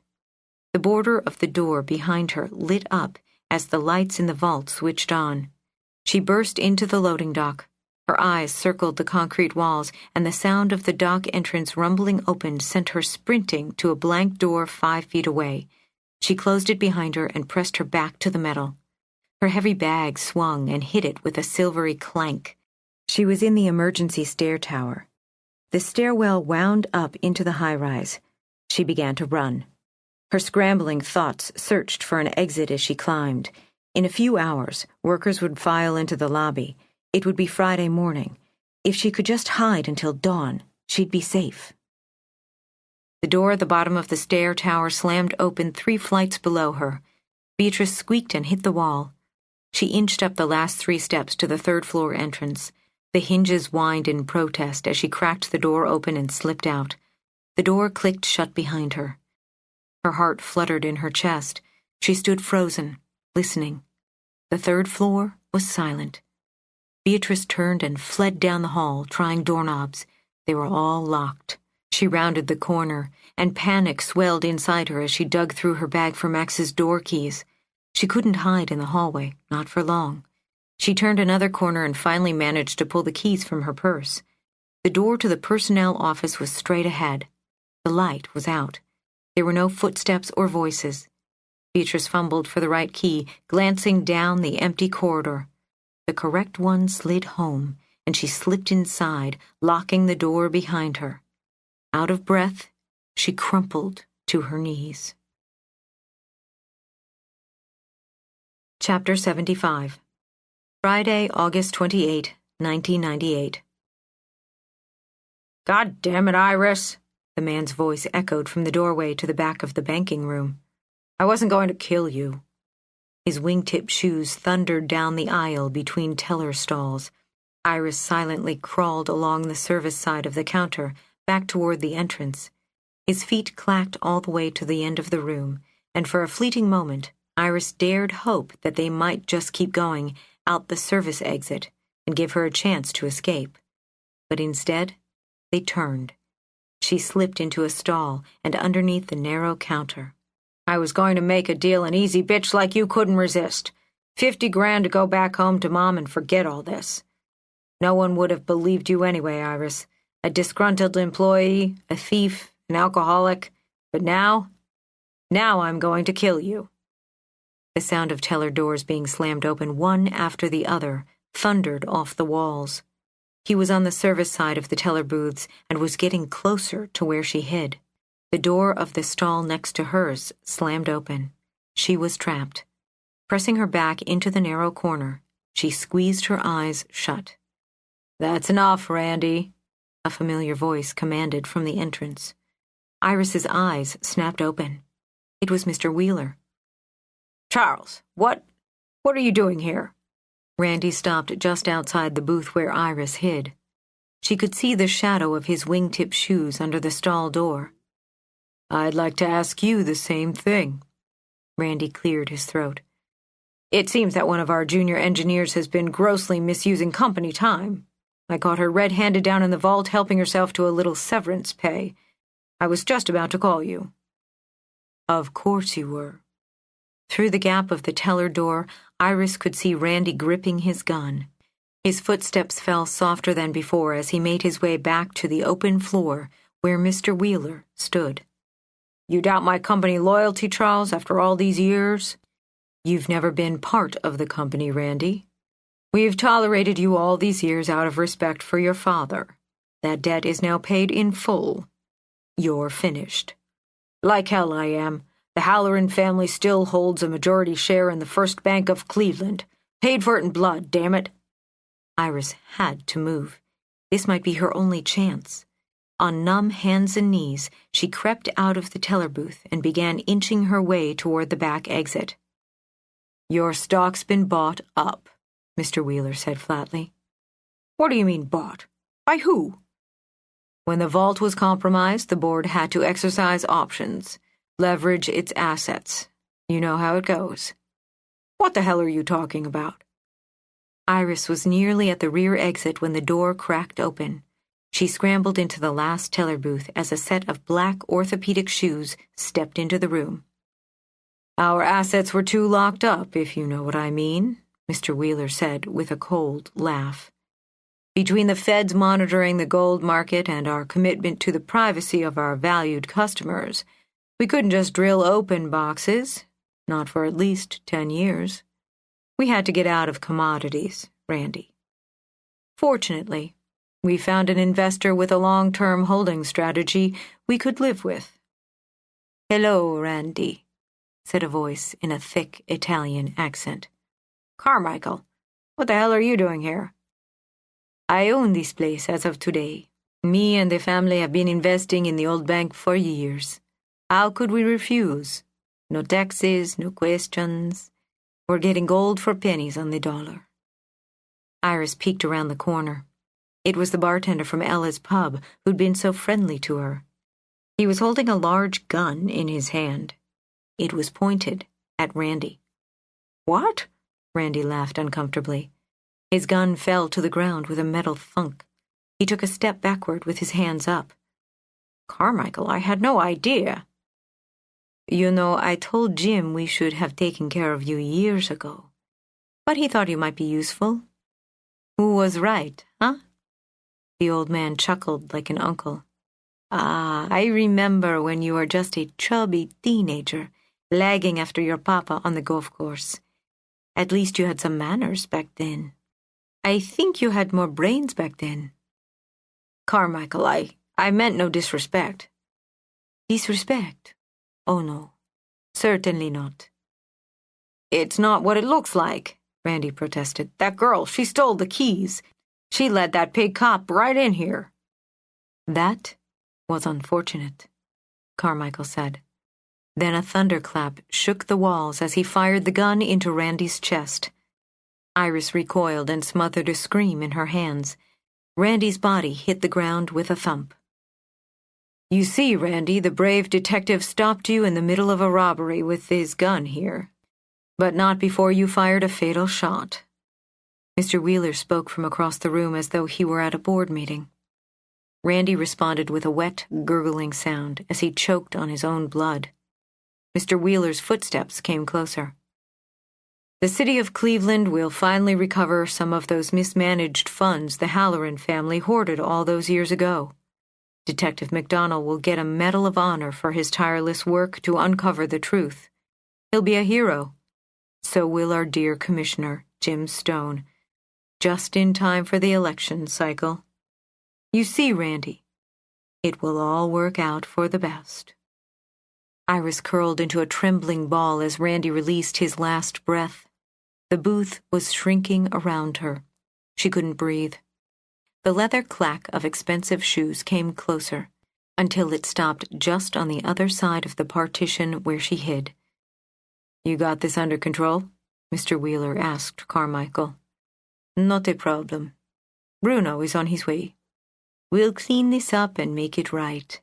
Give us 15 minutes before the sirens. Iris clamped a hand over her mouth to keep from whimpering aloud. The sweet old man was going to shoot her next. Be sure to leave a few million on the cart. We'll sort the rest later. What are you going to do with her? Mr. Wheeler tapped the wood partition next to Iris's head. A small sob choked out of her throat. There's too much blood on the scene, Carmichael said. We don't want anything to tarnish Detective McDonald's act of heroism, do we? It will only lead to more questions. She'll disappear, okay? I make sure. Just be sure to finish the job. She's not as dumb as she looks, Mr. Wheeler said, then strode out of the room. Less than a minute after the door slammed closed, the back entrance opened. 2 sets of heavy shoes walked into the room. Iris squeezed her eyes shut and shrunk into a corner. They were there to drag her away. Bruno, we need to clean the scene. Get our thief here back down to the vault so our detective can shoot him, Carmichael instructed. Ramon, did you get what I requested? A gravelly voice answered. I got the bag, but I'm not sure what you want me to do with it. Do what you like with it. Carmichael paused, and there was the sound of a back being patted. Consider it payment for 20 years of service, and you being my eyes and ears in this place. I didn't stay here for you, Ramon muttered. I know. You stayed here for my Maxie. This is for her, too. It's for all the girls that brought those goddamn bankers down. Even Iris here.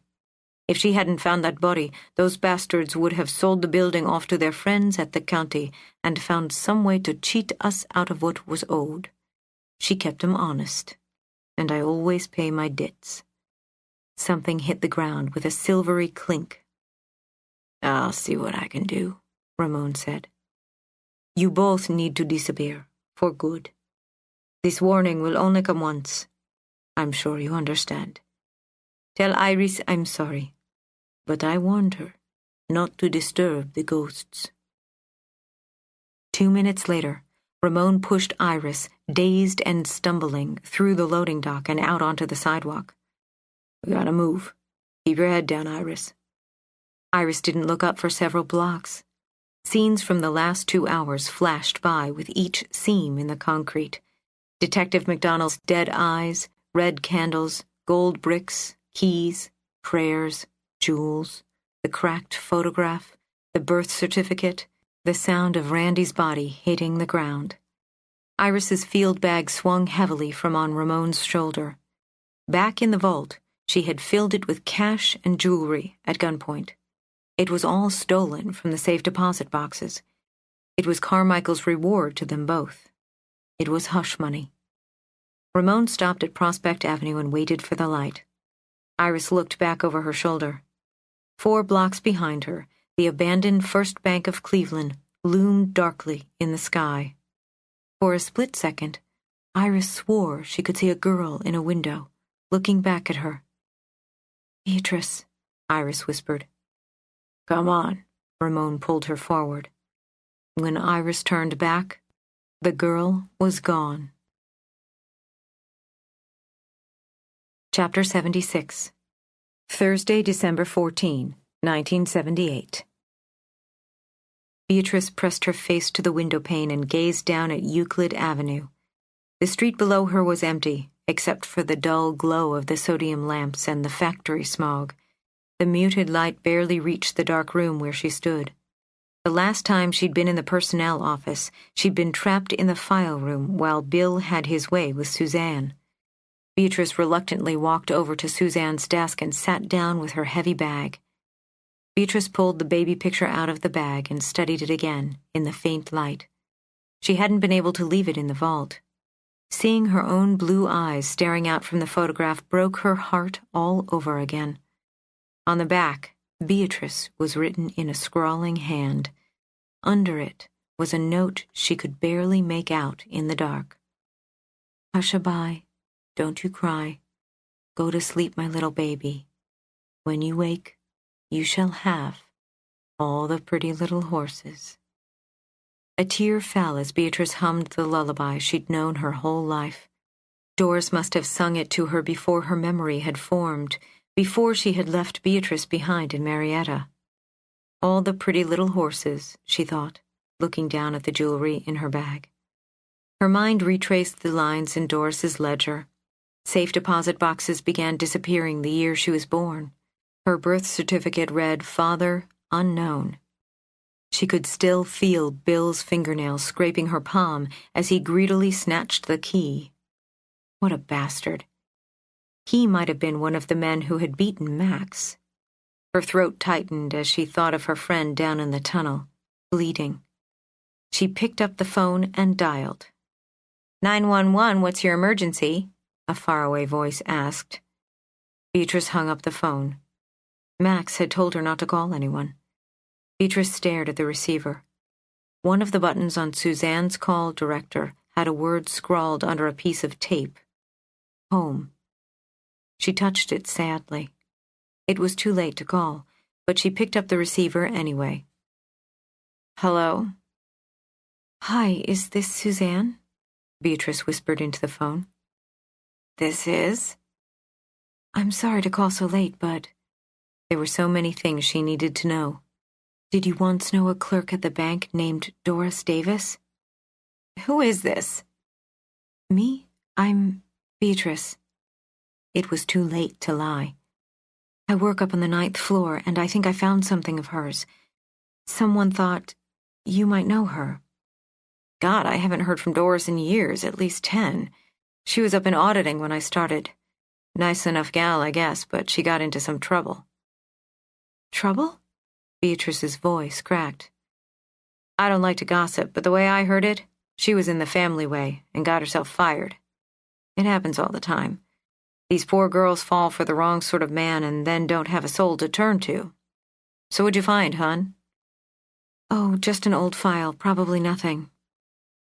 Doris had been fired. She dumped Beatrice and Marietta and started robbing the vault. Or maybe it was the other way around. Either way, she had stashed all of the stolen jewelry in box 256 and registered the box in her daughter's name. Was she saving the money for me? Or was she just covering her tracks? Beatrice cleared her throat. The department's been auditing the safe deposit boxes. I understand you have one. Me? No. That's strange. It says here there's one in your name. You might want to look into it. Have a good evening. Beatrice hung up, pulse racing. She hadn't meant to call or give Suzanne her name, but she needed to talk to someone. Everything had gone wrong, and she didn't know what to do anymore. She reached into her pocket and pulled out Doris's key. The number 547 gleamed in the dim yellow light from the window. Maybe there were reasons Doris did what she did, but Beatrice didn't care. It didn't make it right. She'd abandoned her in Marietta to Eileen and all of the terrible things that had happened there. Beatrice Baker should never have been born. She slammed the key down and stormed into the file room, snapping on the light. She pulled open the drawer with her personnel file and ripped it out. Her picture, her application, her pay stubs. She stuffed them all into her bag next to the cash and jewelry. She pulled out her shorthand notes describing Jim and Teddy's conversations and her notes on the missing safe deposits and stuffed them into the file drawer, happy to be rid of them. Maybe someone else would make sense of it. She could only hope Tony would find them. She turned back to Suzanne's desk and slumped down in the chair again. Suzanne and God knows how many other poor women were still tangled up with Bill.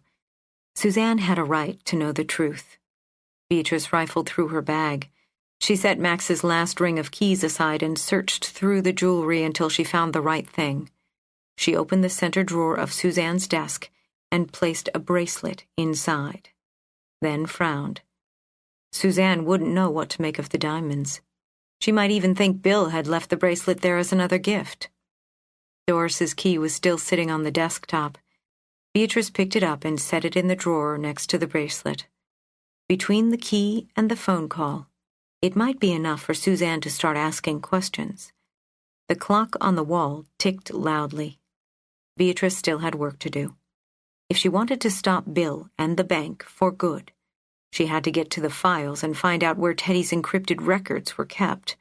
She was just sliding Suzanne's drawer closed when voices came echoing down the hall. Beatrice sucked in a breath. They were approaching fast as she ran to Linda's corner office. The department door flung open. "I cannot fucking believe you let her get away," a man's voice boomed. It was Randy Halloran. Beatrice scurried around the desk in the dark and into the washroom. She eased the bathroom door shut. "What makes you think she'll be in here?" The other voice was Bill's. "The phone bank lit up on this floor, and look, someone's been in the filing room. Get your fat ass in there and see if anything's missing." "That's enough, Randy. I'm still your superior." "All evidence to the contrary, Bill. Don't you realize what's happening here? The bank is finished. There is no auditing department anymore. Now move." Beatrice backed up farther. She bumped into something sharp and stifled a grunt. "Jesus, are you out of your mind?" "Out of my mind?" "Out of my mind, yes, a little bit," Randy barked. "The city's going to default in less than an hour, the feds are launching a raid, and you've managed to lose all the fucking keys to the vault. If we don't come up with something quick, we're both going to end up fish food. Now check the fucking files." Feeling along the wall, she found the metal point she'd backed into was a corner of the vent grill. It was sticking out of the wall. The smell of fresh air drew her closer, and she realized the large grate was loose. Max had said something about an air shaft, Beatrice realized, as she reached out and pulled on the edge. "There are hundreds of files, Randy. Nothing seems out of place here. Besides, Bethany gave me the master key." "What?" Beatrice wiggled the grate gently. It inched away from the wall with a faint squeak that made her wince, but she kept willing it open until it clanked softly against the toilet. "She said she got it from you," Bill said accusingly. "Bethany? I don't know anyone named Bethany, and I certainly didn't give her a fucking key. Give me that thing. You know that little blonde that works for you? She said you gave it to her. The door to Linda's office slammed open, shaking the wall. And you believed her? What are you, some sort of idiot? The key's worthless. There isn't a mark on it. It probably just opens her gym locker or her goddamn diary. A metallic clink rang out as a key hit the door to the bathroom where she was hiding. Beatrice let out a tiny gasp, then reached into the air shaft. Feeling blindly, she inched her body into the darkness until she grasped a cold steel rung. She pulled herself onto a ladder, carefully balancing her heavy bag on her arm. Then it struck her. She'd left the ring of keys on Suzanne's desk, right where the two men were arguing. Her heart dropped. She almost crawled back into the bathroom. Another office door slammed open, then another. Now that's enough, Bill said, clearly shaken. I'm sure that girl is in here somewhere. His voice grew louder. Reaching out from the ladder with a shaking hand, Beatrice pulled the grate closed. The door to the bathroom burst open, and the air shaft flooded with light. Beatrice shrank into a shadow. Well, where is she? Randy demanded, ripping back the shower curtain. Don't worry, she couldn't have gone far. We'll find her. Bill picked the blank key up off the ground where it had landed and studied it again. We'll find her. What if we don't, huh? Randy yelled, and whacked Bill hard across the face. The unexpected blow knocked Bill to his knees. Who's going to find us? I saw Carmichael Cavelli waltz in here an hour ago. We're fucked, Bill. Hey, goddammit, Bill bellowed into the floor. I thought we had a deal. Yeah, it was a nice little scam while it lasted, Bill. But everyone knows you've been talking to the feds. Who you gonna sell out, huh? Not me. Randy kicked him in the ribs. I'm not letting you drag me down with you.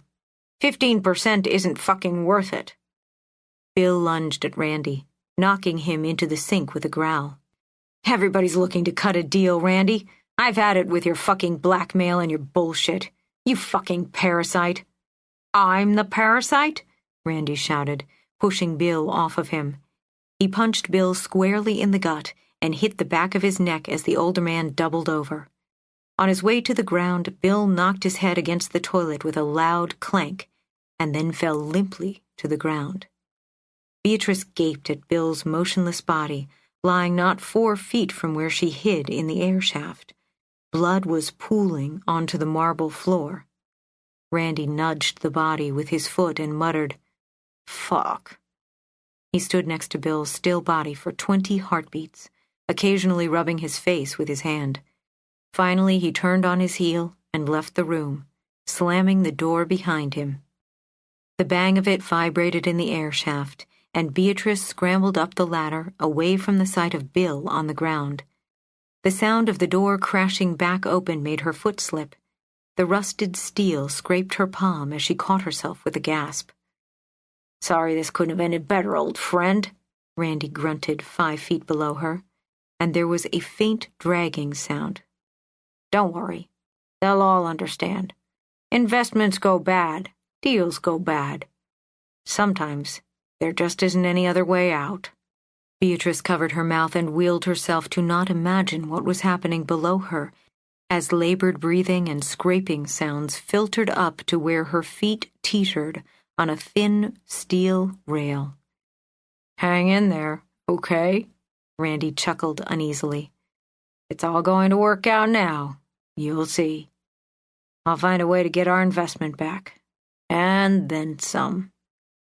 The rattling sound of a ring of keys being waved in the air dragged Beatrice's eyes back down to the square of light below her. Randy had found the key ring. A second later, the light under her feet went out. Then silence. Beatrice let out a tiny wail and hugged the ladder in the blackness of the air shaft. Her arms trembled against the cold steel as she fought the urge to just let go. She didn't want to feel anything, or hear anything, or know anything anymore. There was nothing below her but dead black. Outside the building, she had no name, no home, no mother, no father, no life. The heavy bag dug into her shoulder as the weight of it pulled her downward. Randy had found the keys. She'd failed. She'd failed Max and Doris and herself. Her fingers began to slip. Beatrice clamped her arm around the ladder rung and squeezed her eyes shut. She pictured Randy with the keys, heading to the vault. No, she couldn't let him get away with it. She couldn't let the money men have the keys to everything. There was still time. Slowly, she climbed back down the ladder, balancing everything Doris had taken from the vault on her shoulder. A burr in the steel dug into her palm, and she jerked her hand away. The sudden movement sent her careening to one side of the ladder, with the heavy bag swinging from her arm. In an instant, it dropped to her wrist, and her feet slipped from the rail. She cried out, dangling from one hand. The bag fell away from her arm as she reached for the ladder. It plummeted 4 stories, sending a shock wave through the air shaft, and landed with a faint crash far below her. "What the hell was that?" a distant voice demanded. Beatrice found her footing and bit her lip to keep from making another sound. A flashlight slashed through the air shaft 20 feet above her. "It was probably just the wind. We shouldn't even be in here, Cunningham. We don't have the proper warrants." Beatrice steadied herself on the ladder and stared up at the beam of the flashlight. Cunningham? "I know she's still here," Ms. Cunningham protested. It was her supervisor talking. "Let CPD worry about it. The Bureau doesn't care about some secretary. We need to focus on the investigation." "What investigation? My star witness is comatose in a hospital bed," Cunningham yelled. She was talking about Doris. Beatrice had overheard conversations about the feds having someone embedded at the bank just that evening. Ms. Cunningham was the mole? Beatrice tightened her grip on the ladder. "What about Bill? I doubt he'll last the night if we don't find him." "He's dead," Beatrice wanted to scream, but she couldn't find her voice. The probing flashlight clicked off. "I made a promise to Doris that I'd look out for her daughter. From the moment Beatrice walked into that office, I was responsible. That woman risked her life talking to me, and I owe her that." "You couldn't help what happened." "That girl doesn't have a chance. CPD will detain her indefinitely, or worse." "Could we do much better?" "She's a goddamn juvenile. Our hands are tied." "The police are compromised. She needs a safe house," Cunningham bellowed. "Sure. Are you going to take her in? They'll have your ass and you know it. If she's smart, she'll just disappear." The voices trailed off. Tears ran down Beatrice's face in the dark. Doris had turned herself in to the feds. She tried to come clean and make things right. She hadn't just sent her to the wolves when she'd suggested Beatrice go work at the bank. Doris had sent her to Ms. Cunningham. She had tried to keep her safe. Her mother wanted her safe. The thought made her hug the metal rail and cry. She had to get out of there. As her swollen eyes adjusted to the dark, she realized she was still next to the room where Bill had died. She could just make out the bathroom floor in the dim light filtering through the far window. There was no sign of his body, but a dark trail of blood on the floor tiles. Blinking the tears away, she noticed something small on the ground, not far from the vent grate. It was a key. It had no markings on its face, but she knew what it was. It lay in a dark pool of blood. The key belonged there, she decided. No one would know what it could do. No one would even notice it lying on the floor. If anything, it would become police evidence. It was safe. Somewhere in the building, the bankers were scrambling to find the keys and cover their tracks, but it wouldn't be enough. Miss Cunningham and the feds were putting a case together. The police would come and raid the vault. Tony would find the records of the robberies in Box 547. He would find the gold. The bankers would be brought to justice. It would be all right, she told herself. It had to be. Beatrice peered down into the darkness below her. The ladder must lead all the way to lower levels and the tunnels. It was how Max had escaped. Beatrice said a silent prayer that her friend was still down there waiting for her. All of the jewels Doris had stolen were down there too. She had saved it all for Beatrice. Doris had done monstrous things, but maybe her mother had loved her. Maybe she had tried to make it right. Maybe. As she craned her neck up toward the open louver high overhead, she could just barely see a glimmer of light. Epilogue. Friday, August 28, 1998. Ramon pushed Iris through the door of the Greyhound station. It was a haze of stale smoke and day-old coffee. Stained yellow ceiling tiles hung overhead. Plastic benches with torn vinyl cushions lined the walls opposite the front desk. Nothing had been updated in the station since the 1970s. It was like stepping back into one of the abandoned rooms of the bank. The cracked linoleum shifted under her feet. Iris staggered to one of the benches and sat down. Ramon lit a cigarette and studied the schedule posted on the board above the cashier. Names of cities and departure times jumbled together on the wall. Cincinnati, 6 p.m. Charleston, 6:30 p.m. Chicago, 8 p.m. They would be on their way to some random place in mere minutes. A lump swelled in her throat.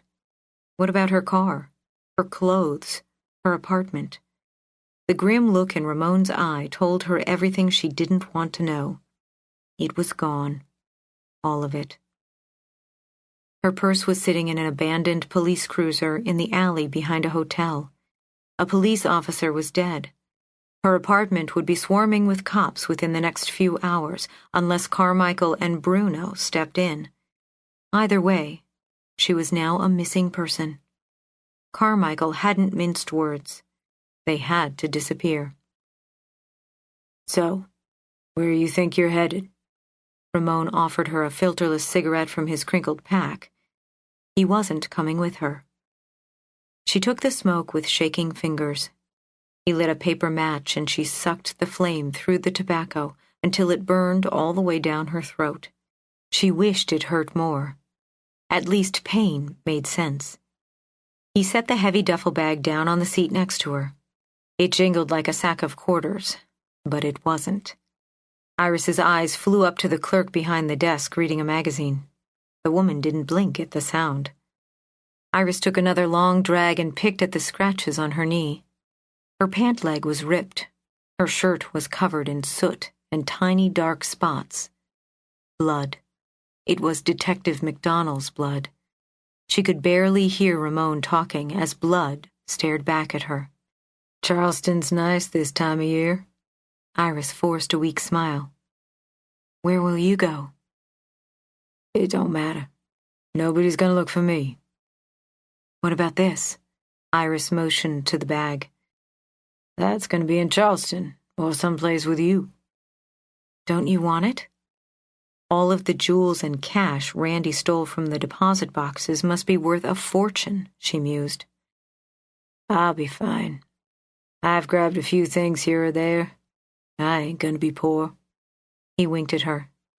Besides, from what I've seen of rich people, it don't pay to be one of 'em. Too much money ain't good for you. Iris nodded. I can't take it. The hell you can't. You're gonna need to get set up somewhere. That takes money. But none of this belongs to me. It's stealing, she whispered with her eyes on the clerk. Stealing from who? Do you really think anyone is ever going to be able to sort it out now? But shouldn't we turn all of this over to the authorities? It was what the detective would want, she thought, eyeing the blood. He would want justice. And who do you think those authorities are exactly? Did it ever occur to you that the people who stashed all that gold are the same people sitting at City Hall right now? Do you really think they are going to let you walk into a police station talking about what you've seen? Gonna let you testify? Ramon looked at her dead in the eye, and she knew he was right. The detective would want her to live, she told herself. Then he shouldn't have dragged her into the vault, she argued back. But that wasn't fair. She was the one who had gone looking for something in that bank. She had stolen keys. She had disturbed the ghosts. She had found the body. What had she really hoped to find, she wondered. It wasn't money. She didn't want Randy's blood money. It was something else. Tears welled up in her eyes. The girl she'd seen peering out a window of the bank tower might still be trapped inside somewhere. Beatrice. Beatrice had opened safe deposit boxes and left behind keys and odd clues, cryptic notes and candles. Not just candles, prayers. Maybe she had felt guilty, too. Iris looked down at the torn seat next to hers and tried to imagine how it had looked 20 years earlier, when it was new. Beatrice may have sat on that very bench, if she'd made it out of the building alive at all. What happened to Beatrice, Ramon? Did she manage to get out? We're running out of time, Iris. He motioned to the clock over the clerk's head. Tell me, I need to know. Why are you chasing ghosts? Haven't you had enough of this? Please, I need to know she's okay. Iris wiped a stray tear from her cheek.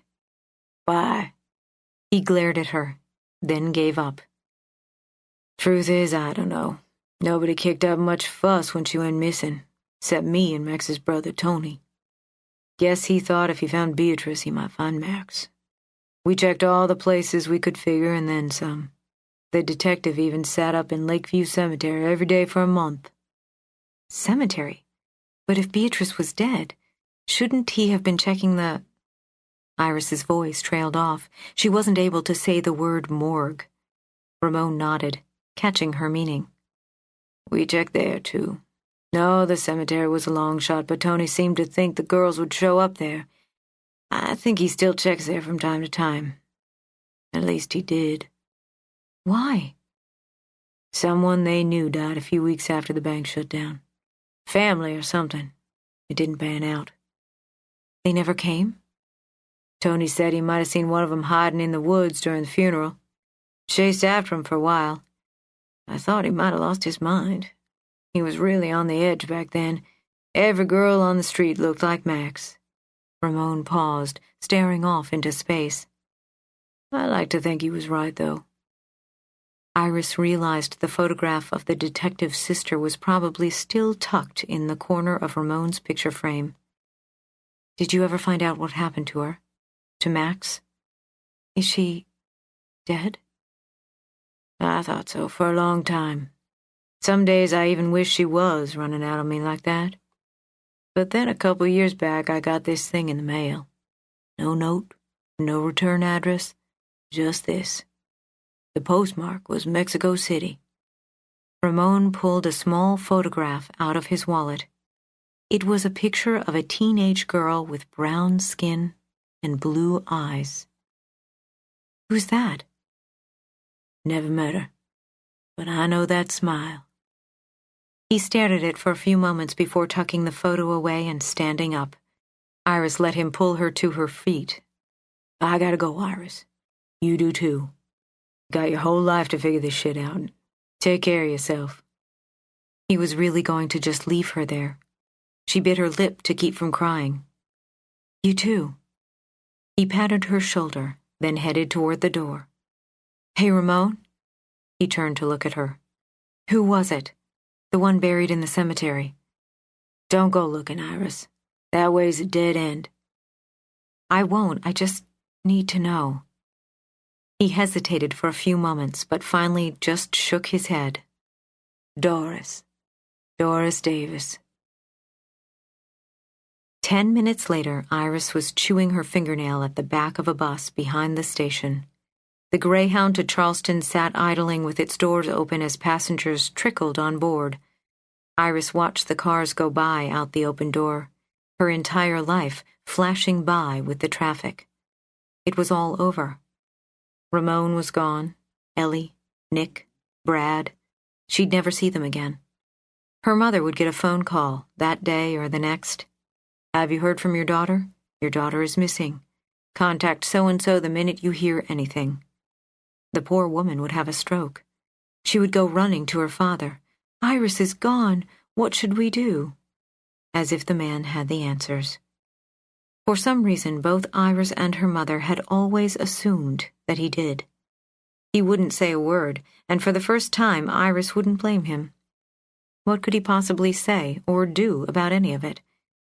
He would just sit in his brown leather chair and be a sad old man who had lost his only daughter. It wouldn't matter if she had been a successful engineer or not. She was gone. Iris stifled a sob. She had lost him, too. She'd lost everything. The bus wouldn't leave for 5 more minutes. She stepped off with her bag and lit a cigarette. Iris Latch was dead. Maybe she'd wanted to die. She'd been bored, aimless, miserable. Maybe that's why she went looking for ghosts in the old bank. Beatrice was forever trapped somewhere in the building. And now, so was Iris. "Fuck it," Iris whispered. She had to know if Beatrice escaped. She hoisted the bag on her shoulder and walked away from the bus. Ramon would say she'd gone crazy. He was probably right. Iris left the taxi at Euclid and East 123rd Street and followed the entrance drive into Lakeview Cemetery. It was a labyrinth of statues, mausoleums, and winding roads that went on for several square miles. She followed the main road deep into the graveyard. A statue of a warrior woman on horseback brandished her sword over the trail as Iris passed underneath it. It was oddly fitting to be there, walking alone among the dead. Her eyes circled the carved angels and praying mothers, streaked with soot and acid rain. Most of the crypts and obelisks were nearly a century old, but Iris could tell where the newer plots were laid out. The graves dug in the last 20 years were easy to spot. Soaring monuments had shrunk down over the years to tiny slabs laid flat on the ground. Iris walked along the narrow paths between the grave markers, looking for the right date. The bank closed in December 1978. If Doris died a few weeks later, it would have been 1979. There were no cars trolling or buildings looming or eyes watching as Iris walked through the soft grass. The warm sun filtered through the trees, and for the first time in days, she could breathe. The tension in her back and shoulders began to melt. Somehow, despite everything that had happened, the world hadn't ended. The sun on her shoulders reassured her life would go on with or without her, regardless of the heavy bag in her hand. Beatrice wouldn't be at the cemetery that day, she told herself. The grave was 20 years old. But Iris kept walking. There were so many questions she needed to ask that only Beatrice could answer. Where did you go? What did you do? Did you ever find Max? Did you escape with a stolen fortune? Did you try to give it back? Did the ghosts of the bank ever stop haunting you? Will they ever stop haunting me? The dates on the graves had reached 1979. Iris slowed her pace and began reading each name. As she walked, Iris felt more and more foolish. Even if Beatrice were there to answer her questions, would it even matter? The answers wouldn't bring back Detective McDonnell, or overthrow corrupt governments, or return stolen treasures to their rightful owners. Finding Beatrice wouldn't really solve anything.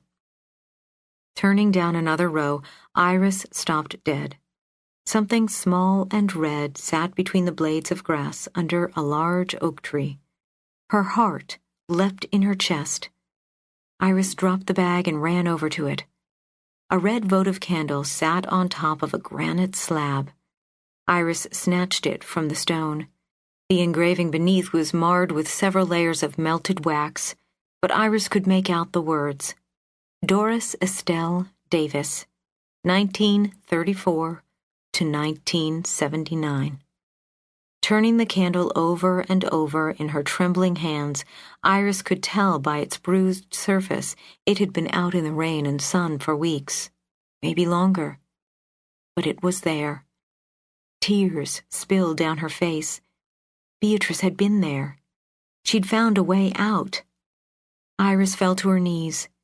Beatrice was okay. Maybe she would be too. On the bottom of the candle, a faded label faintly read, Guide and protect us, O Lord, from our setting out until our journey's end. Guide us to our heavenly home.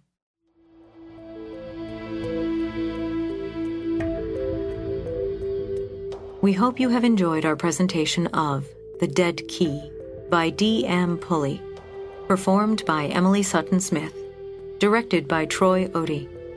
Performance copyright 2014 by Brilliance Audio, all rights reserved. For further information concerning this program or other Brilliance Audio titles, please call the following toll-free number, 1-800-222-3225, or visit our website at www.brillianceaudio.com. No part of this recording may be played for an audience or reproduced in any form. It may not be streamed, downloaded, broadcast, or copied without written permission. Address all inquiries to Brilliance Audio, P.O. Box 887, Grand Haven, Michigan, 49417.